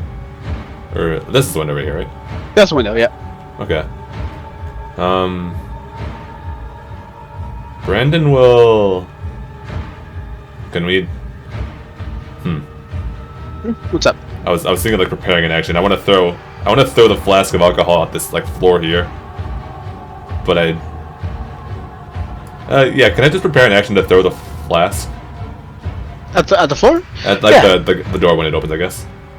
Alright, is intention to set it on fire again? Yeah. Like I'll throw the flask of alcohol. I unscrew the top, so like I'm just planning to cover them in alcohol, and then it'll be flammable. Alright, I like it. Give me 1 second to look at something. Alright, cool. Alright. Actually, first things first, maybe I should just take the knife. I guess it'd be multi-action. There will be a multi-action, but yeah, there'll be multi-action. No, I think the fire is pretty important. I'll just get in position right here, and I'll pick up the knife next round if I have the opportunity. Okay. Alright, so I'll only bring that. Alright. As the next man slashers go, opening the door. Multi-action penalty going on here. I didn't actually pick up the knife. I'm just over here. Gotcha.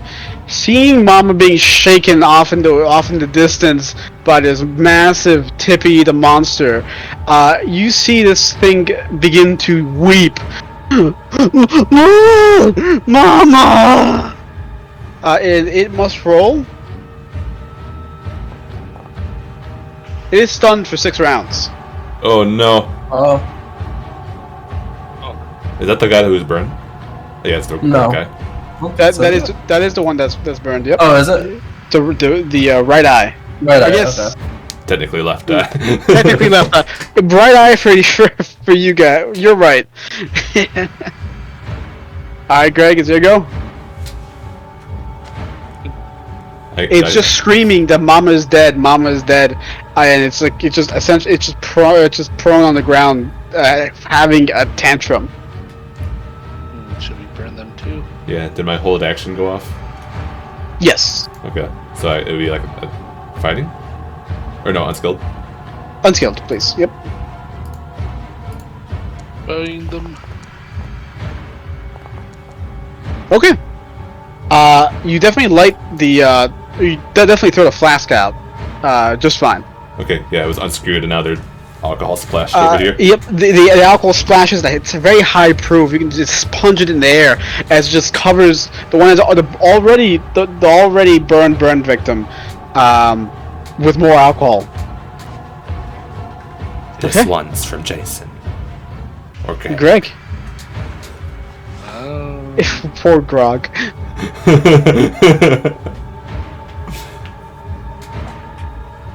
Maybe we'll burn them, but where's the thingy? So I have my gear. This is a bit different from the flamethrower. Just go ahead and make me a fighting roll, or sorry, a unskilled check, because you don't have any fighting, but it's gonna be a +2 because you're just trying to light the fire. Ooh. Ooh! All right. -1. You actually do successfully light the fire. Give me 2d6 points of fire damage. A 6? Okay, that's a 6. For a total of 11 points of damage. As that is... Oh, so close, sir. So close. No, actually, wait a minute. No, that's actually enough. That is enough to give it a wound. Because it's currently stunned. It is vulnerable. So you got +2 to the hit roll. Which, I mean, I should have just given you an extra d6. Go and roll me another extra d6. Because you rolled actually pretty hot with your unskilled check test. 8. That would have been with a raise. 2. Yep, and that's what you need. You give it the last and final wound that it has. It's going to try to use a Benny to soak that. It needs a 4 on this vigor roll. Oof. It's fine as it catches on fire.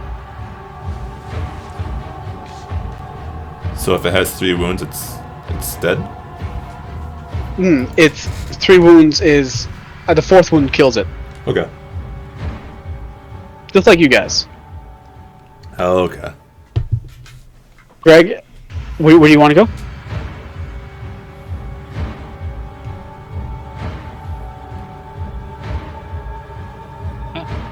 Victor, where do you want to go? Sorry. Just move back. Say, Jaden. Jaden, do something. This is our last stand. This is our last stand. The next one carefully moves across the fire, seeing Mama again being tossed around like a toy. This one is stunned for 8 rounds. Oh man. as it begins to cry out in anguish as Mama is shaken like a fucking dog toy. And they're not right in the head by any means. Alright. That is a Joker. Too bad they're not doing so hot. That's this guy? Yes. Stunned, can't do anything, I think. Alright. But he may attempt to make a vigor roll as a free action. Alright, he'll try to make a vigor roll.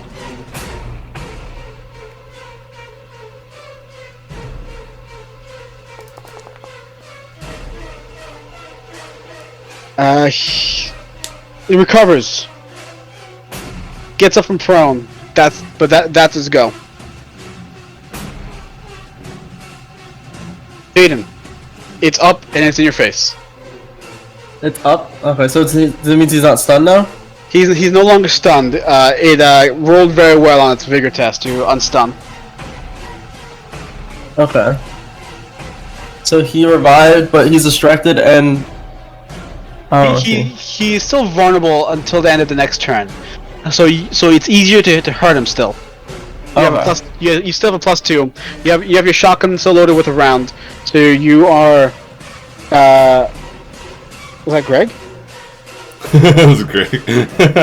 Well, then why am I on Greg every time? I'm like, wow, he has a lot of minuses. It's like, I was like, whoa, Greg, what's happening? So you're currently at a +2, which makes it a 5. That will hit because it's a ranged weapon.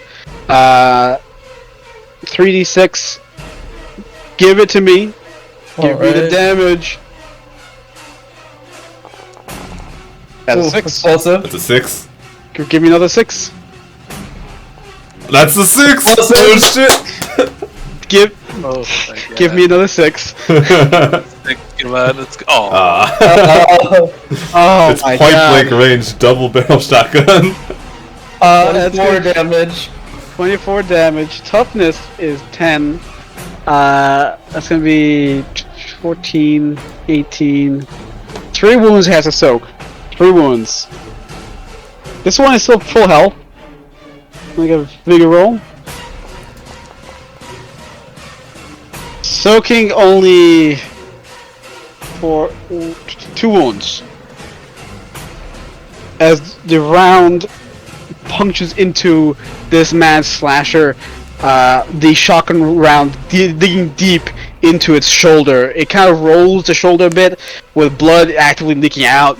It is wounded, but still functioning. Doesn't he still get -2 to his roll? Oh, you're right. Okay. -2 to roll. That's actually 10, 9. It's still 2 wounds saved. Okay. Yeah, but now he's at -1 for everything he wants to do now. He's at the wound, and he's still shaken.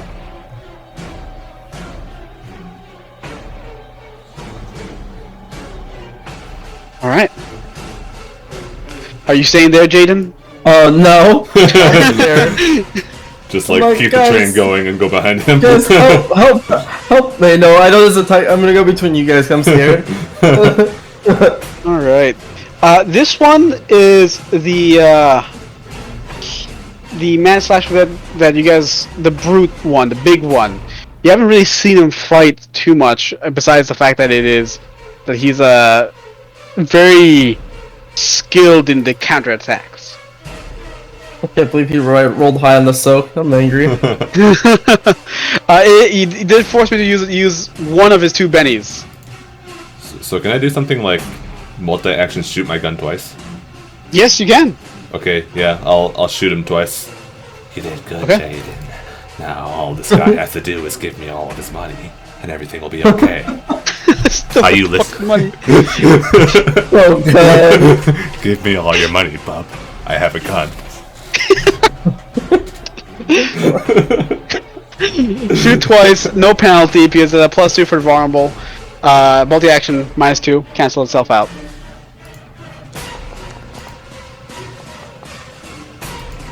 Oh, you're unskilled. I forgot about that. Yeah. Well, the number to beat is 4 because shooting is easier than trying to hit somebody, So. and it doesn't have any cover. They both hit. Give me Nice. damage rolls. Okay. Just if you're not gonna give me your money, you leave me no choice. Ow. 2 4s. 2 4s. Oh no, 2 3s. Oh, you guys gotta stop doing that shit. That's the first attack.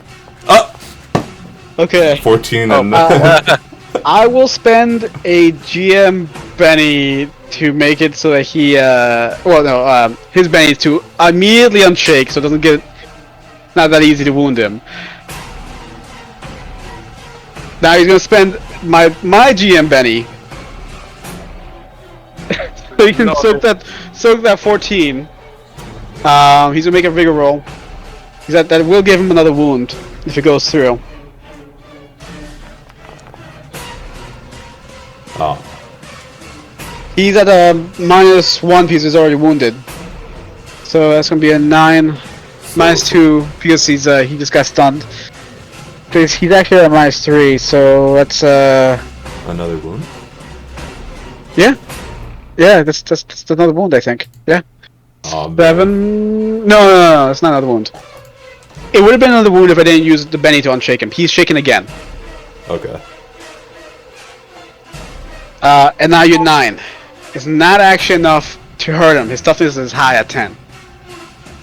Oh, his But I could use the Benny to redo that. You can use a Benny to reroll that damage. I do that. And raw before finding out that you need to bake them, and then I got exposed to diarrhea. This is an Oh, that. orange streak. Alright, however you like. 2022 Nissan Altima. This is a banana. Holy guacamole! So, Brito, we hear that? Meet Jake Nodar, a third. Kill? My bad. It's alright. 10. It does it. He has no more bennies to soak. He has no more GM bennies to use. He takes a wound as the 2 gunshots ring out, entering his big broad chest, and you could swear you hit something vital as blood begins to just pour out in a viscous deluge. He's up to 2 wounds now, and still shaken. Now, you better tell me where the money is right now, or my buddy Greg here is gonna do something that he'll regret later. Alright, this one will try to make a vigor roll. -3, fails it, still on fire, taking 3d6 of damage as the fire begins to engulf. Explosive. Explosive. Explosive. 18. Who are the real monsters here? Oh my god. We'll use a little... No. No more bennies left. Yeah, that's it. It just catches on fire. It just screams out, and then as the fire begins to grow bigger and bigger, engulfing the body, it just grows very still. It's dead.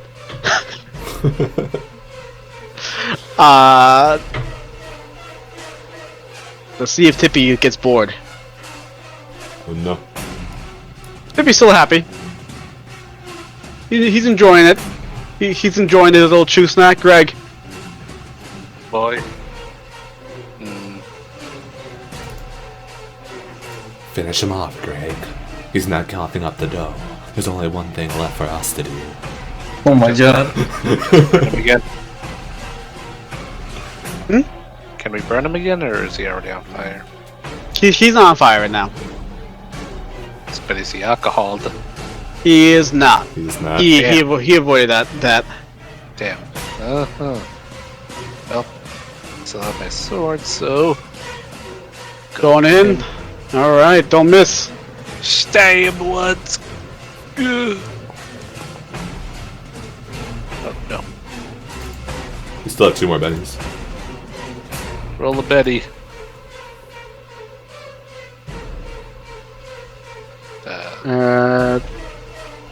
Yeah, you'll definitely want to roll a Benny for this one. Alright. I'll go ahead and use that Benny for you. Here you go. Isn't he shaking right now, though? He is shaking. Oh, he's shaking. Fuck. Oh my god, you fucking killed him, my baby. Fucking disgusting, you fucking monsters. Alright. Go ahead and reroll the attack. He's so cool. Go. Alright. That is a 6 to hit. His parry is 7, does not do it. And parry doesn't change with like wounds or anything, right? No.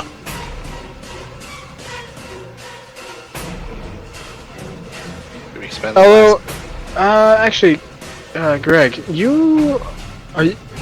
Oh, you're rolling damage right now. You're not actually rolling to hit. Yeah, that's what I was doing earlier.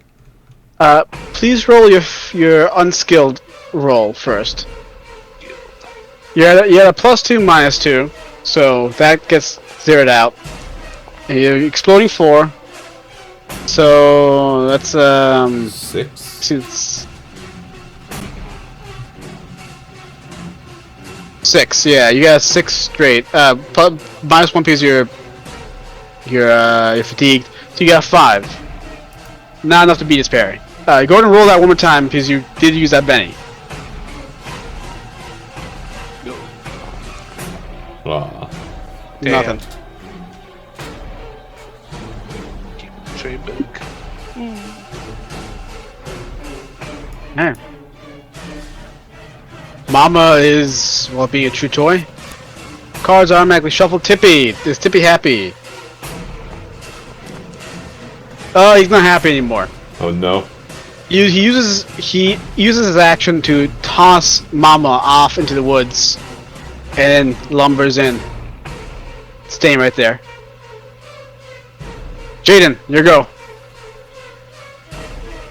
Wow, I can't believe we only have this one guy left now that Tippy's gone. Oh no! I was like, wait a minute.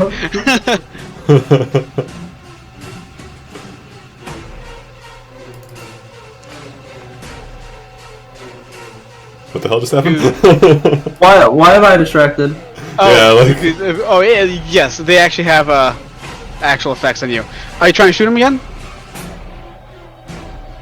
Yeah, but was that excellent? Was that accidentally checked? Why am I distracted? I don't know. I think you accidentally checked that. I didn't check it.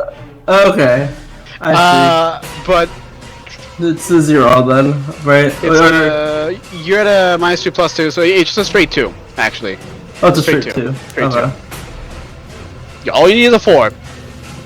Ah, You want to Benny shit. that? Yeah, we'll try it.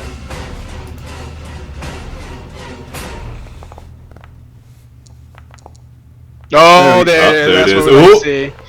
It's That's still what we going. like to see. That's Still going. that's That's like a 15. 15. Oh my. Yeah. 15. That's a shot with a ray. It's gonna be 4d6 worth of damage. Nice.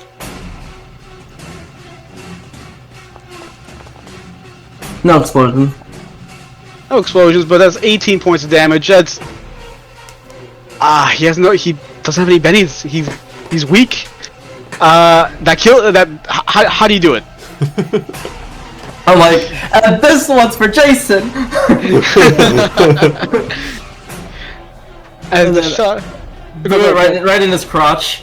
All right, the shotgun blast goes into the guy's crotch, blowing it up to smithereens and flinging him back into flames against the walls as it lies to rest with his sister on fire. And I'm like, phew, now we're finally done with the fighting. Then I turn around and look, and I'm like, holy shit! And then I run behind Brandon. Greg, it's your go. Oh boy, do we stabby the pig. He may just want to have funsy time with the corpses over there, but we should get out of its way and get ready to run. After we take the valuables, of course. Oh boy, oh boy. Ooh.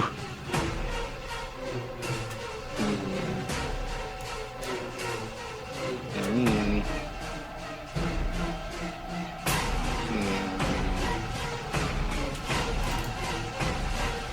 I attempt to distract it with my pocket full of dice. Sure, you can. You want distracted? Does that sound like Yeah, a decent? yeah. Go ahead and roll a taunt roll then. What? If you don't have taunt, go ahead and give me on skill check. I do that, so let's see if this will work. Go! Oh no. Oof. But you do spread out the dice like little caltrops out in front of you as you try to distract it. Alright. Where do you want to go? Ooh. Getting away from It the just slides on the table.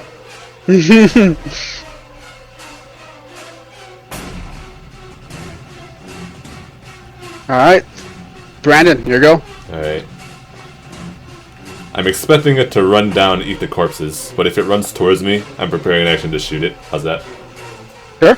Alright, then that's turn. Oh man, Tippy. Doing good. It takes a multi-action penalty to try to gore you. Okay. Brandon. I shoot it. You shoot it, alright, Yeah. go for it.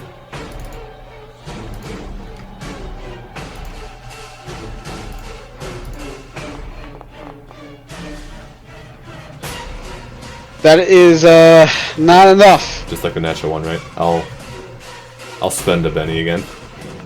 All the bennies. Oh no. Fortunately for you, it tries to gore you at a -2.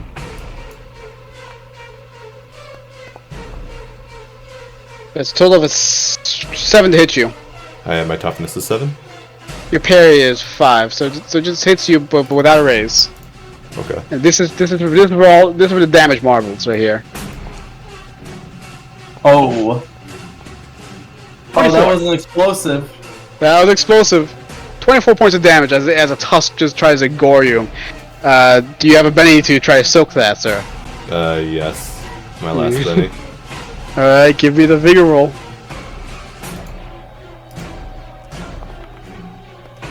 Explosion. 10. Okay, 10. The base number is 4.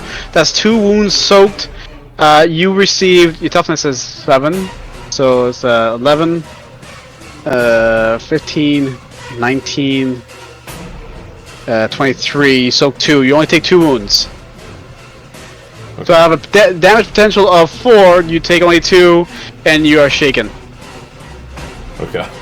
As the monster just casually gores you with one of its tusks, trying to push you away from it, and it goes and then picks one of the slashers and begins to try to gore it even more.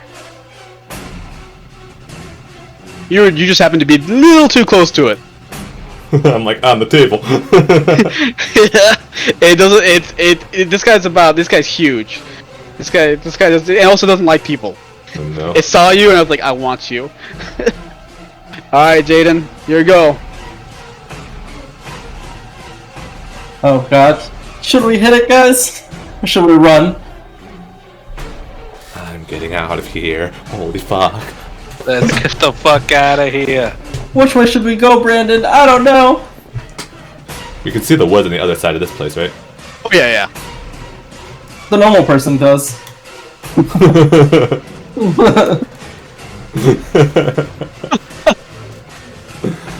It's blocking. I'm scared. I'll just wait for Greg to move. Jesus. Greg, your go. Greg. Can see the forest, but where?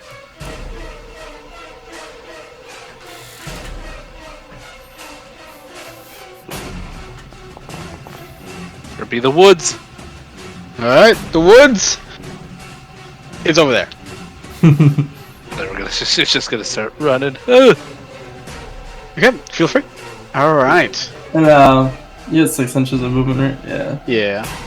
And then that's when I quickly follow. Alright. You hear some groans coming from this slasher still. right there as it's getting gored. Brandon, let's get the fuck out of here. And it's Brandon's go. I'll, oh yeah. I mean, I guess I can move regardless, but just to unshake.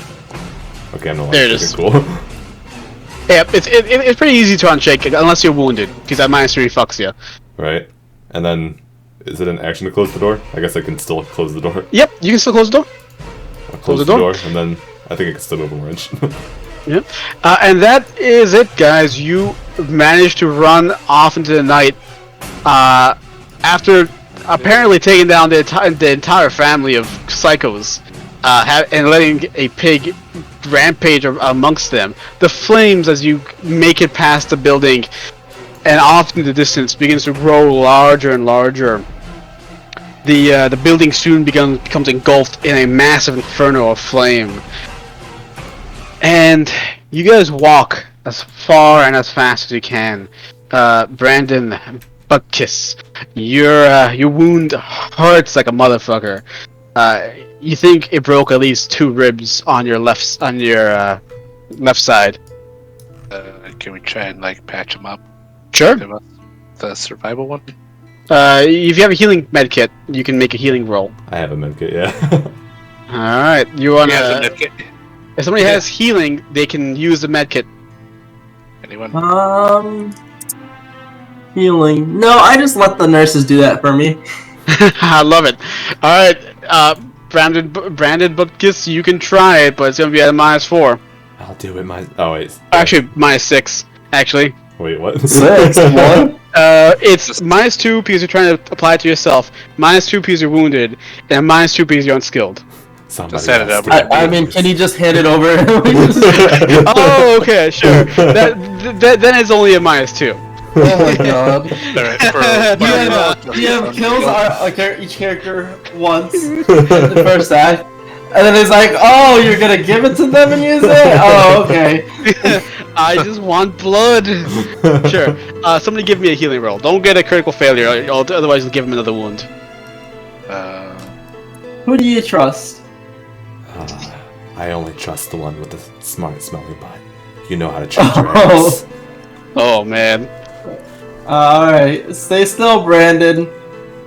Oh boy. He's like sniffing the air the entire time while you're close to him. No. It's not a critical failure. But you do fail to patch up the broken ribs and gashed flesh. So it's like nothing happens. Nothing happens. Although you use up your usage for the med pack. I believe it only has a couple left. But you guys, you keep on walking and walking, hiding from the feral fogs, and soon the sun rises. Remember, you two. We're murderers now. We've killed people.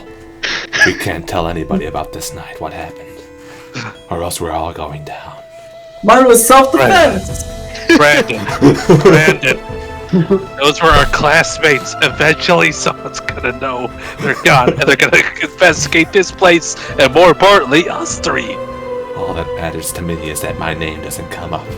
I will once again fade into the shadows. And nobody will know Brandon Bupkiss has ever seen the light of day again. I have to leave now. Brandon Bupkis is just going off in the woods. Are you two going back to the camp to try to see if you can get help, like by taking the bus? Oh my god, we would drive the bus! Oh no! Shibuya was the one that was skilled in driving.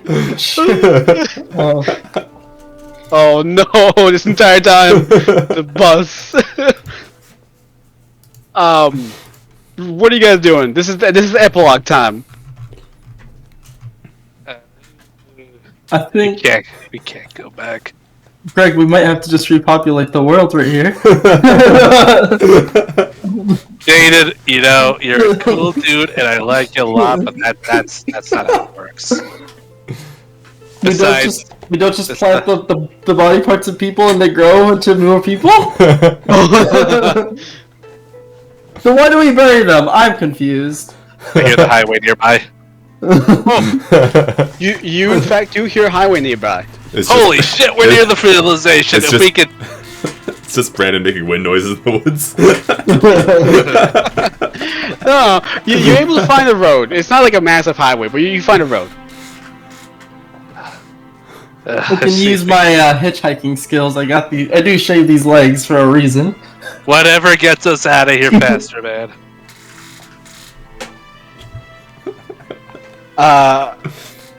Well, alright, give me a persuasion roll with a +4 for your, you guys look like a bunch of, teenagers who look lost and helpless on the side of the road. Any good Samaritan would be very hard to, like, not help you guys. So go and give me a persuasion at a +4. Who's persuading? You, Jaden. Ah, yes. Here I go. It's a 6. Alright, 6, you successfully persuade them. A car. It's a big old SUV. No, actually, no. This is Appalachians. It's a big old fucking truck. It's rusty. There looks to be a dead deer in the back, on the truck bed, and it glides forward and stops. For just a moment. And the guy is a big old, fat, tubby guy. That nice, lovely beard. He looks at you. Oh, hey, kids. You all need a lift? Yes. I say, panting. You don't know what we've been through, man. What? I'll bet you tell me all about it. Hop on in. Where you headed? Civilization, man. Wherever The police station. The police station. The nearest police station. The nearest authority figure, man. All right. Get on in. As you guys all pile into the cabin, it's kind of tight. Brandon, Bupkis, are you joining them to go to the police station? So what happened was, after my earlier epilogue, I kind of just walk up into the woods in a random direction, and they think I'm gone. But I actually followed them from a distance, and then once they get into the truck, I go back to the camp and I just start stealing all the silverware. And then I have a pillow sack full of like spoons and knives, and I just like start walking along the same road that they left. they drove off like hours ago, and I'm like, an anus that smells like roses. I think this might become a new pastime of mine. I'll just see where this little butthole goes, maybe. I just walk off in their direction. Nobody ever saw Buckus again. All right. Roll the credits. As you do that, I'm always speechless. I'm always speechless at that. You guys all, Bupkis going off into the distance to do what he does best: steal and smell butts. A true butt warrior, I would say. Jaden, Greg, you guys make it to the police station where you begin to regale your tale, your horrible, horrible tale. The sheriff eventually gets to the camp. A massive investigation is launched, but the Turners, their bodies are never found. And it's still a mystery as to what happened with all the silverware. Yes, all the silverware is gone. And we cut away as the police finally take down the caution tape and set down their investigation as another freak murder at Camp Turner. Just happens every now and then. We will cut to a scene of Tippy with 8 little Tippies, little cute little feral hogs, about the size of a person each. As Tippy brings back a torso for the little hogs to devour. The slasher. The slashers. You see one of them on top of a hill. The arm missing. Its face no longer having a burlap sack, but just horribly burned like a burned victim. In massive swatches and patches, the teeth completely gone as it just smiles. And that's the end of the session. Oh. Credit music. There is always a sequel in slasher films. For once, the gay person didn't die first. It's because you didn't try to have sex. You didn't break one of the rules. I was so sure Brandon would be dead like the first scene. Oh, man. You had to continue with Brandon the whole time. Yeah. I'm like, oh no, I'm not stuck with him. You rolled so bad on that stealth, I was like, oh, he's gonna be immediately dead. And then those guys will be able to get out. And I was like, oh no, you rolled decent. You rolled really decent. Oh man. What happened to those other two kids, the hipsters and stuff in the woods? Oh, they're dead. They're completely They dead. just went and never came back. They were the first victims to die. Oh man. I figured. That's what they get for going in the cabin. They went out to have sex, we just didn't know. You didn't know. They went out to go do the nasty and just never came back. I hope you guys liked this introduction to Savage Worlds. I know it was a little complicated with the special rules being implemented as well, so that kind of added another layer of complexity to it. But I hope you liked the system. It was pretty cool. Yeah, We had so many bennies too. that's the whole point. You're supposed to get a lot of bennies and use them up like candies. Because at the end, you guys had like none. Yeah. Pretty cool. And that is pretty cool. I think that was cool, except for I think combat sucks. Combat's It was combat's pretty sterile if you guys aren't combat characters. Yeah, we were just. I Yeah. was like doing the math in my head. I'm like, I guess if I roll a d4, it's a 25% chance that it explodes, and then we can maybe work from there. Then. Yeah. Like, you needed the explosion to even do anything, and I'm like, that's dumb. Yeah. That is one thing about Savage Worlds. Is like it's if you don't, it's savage. But if you don't build a character to do combat, they really can't do any combat, which is, yeah. And you guys were just like teenagers without any combat skills. I can see Savage Worlds being used for a campaign that's like not really based off combat. Yeah, Because it's yeah. so customizable, but yeah, when it comes to combat, it's pretty bad. Yeah. So if you're rolling 2d6 with your shooting or fighting, it feels a lot better. To be competent though, as a novice character, you want that d8 shooting, and that's the feel good. I can actually hit things reliably thing. But that requires you guys to build your character and tool it specifically for that. So yeah, D&D's. I think D&D combat is fun because you can do different things. Yeah. But I like Savage World's wound system mechanic because it makes it really easy for me to keep track of wounds. There's no hit points, and I'm just like, okay, that's a wound. It is pretty cool. Yeah. And we did obviously feel weak, and it was obvious that the wounds and stuff are doing things, and the fatigue and all that. Yeah. Yeah, those static manacles really mess you up. Yeah. Especially with everything. Anyways. All the DCs and all that being so low. Yeah. Anyways, I hope you guys enjoyed it. Next week, it's going to be the regularly scheduled program. Going to get back to our campaign. This Everesca baby. Back to Everesca. It's been a minute. It's been like a month.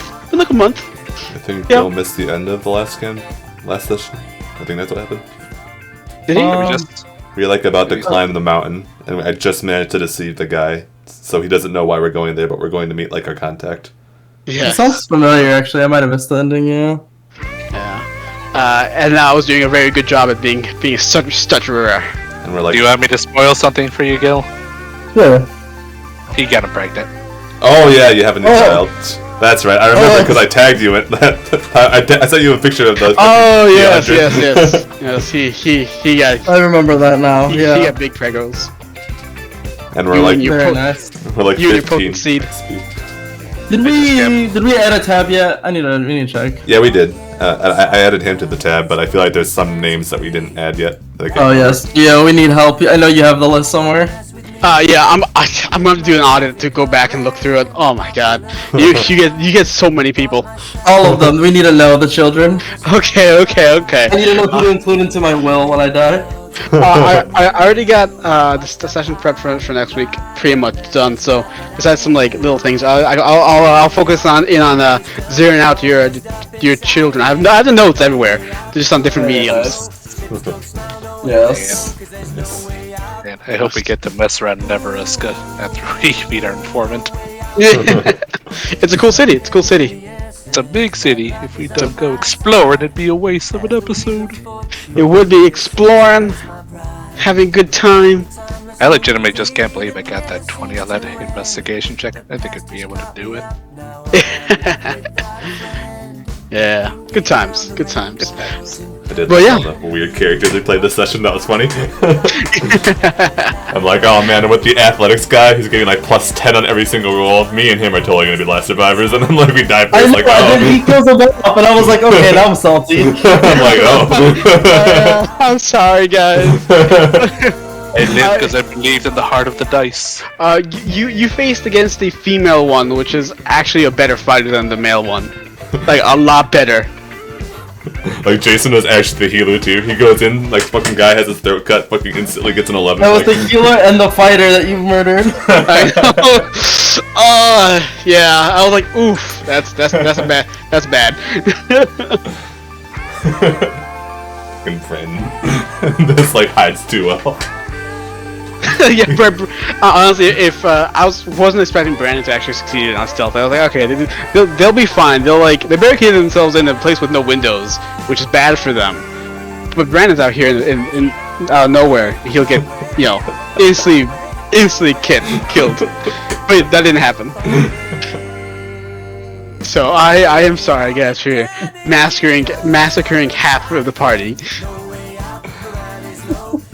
Brandon got the actual first kill though, so it's okay. That I was like, Jesus Christ. I didn't expect that. The evil guy has to survive every time. I almost set the flag. Oh man. Alright guys, well I will see you next week. I'm glad you guys enjoyed it. Any last one-liners? Even though that epilogue is already over. By Thor's hammer, I have survived. See? A bad British accent. I love it. Yeah, the sequel next year. Damn. Yeah, that's when Butkus becomes the villain. Honestly, he becomes obsessed with the slashers that he becomes one himself. That's actually not bad. That's actually pretty good. let's see how wide we can get those butt cheeks, shall we? Oh no! Oh no! Oh no!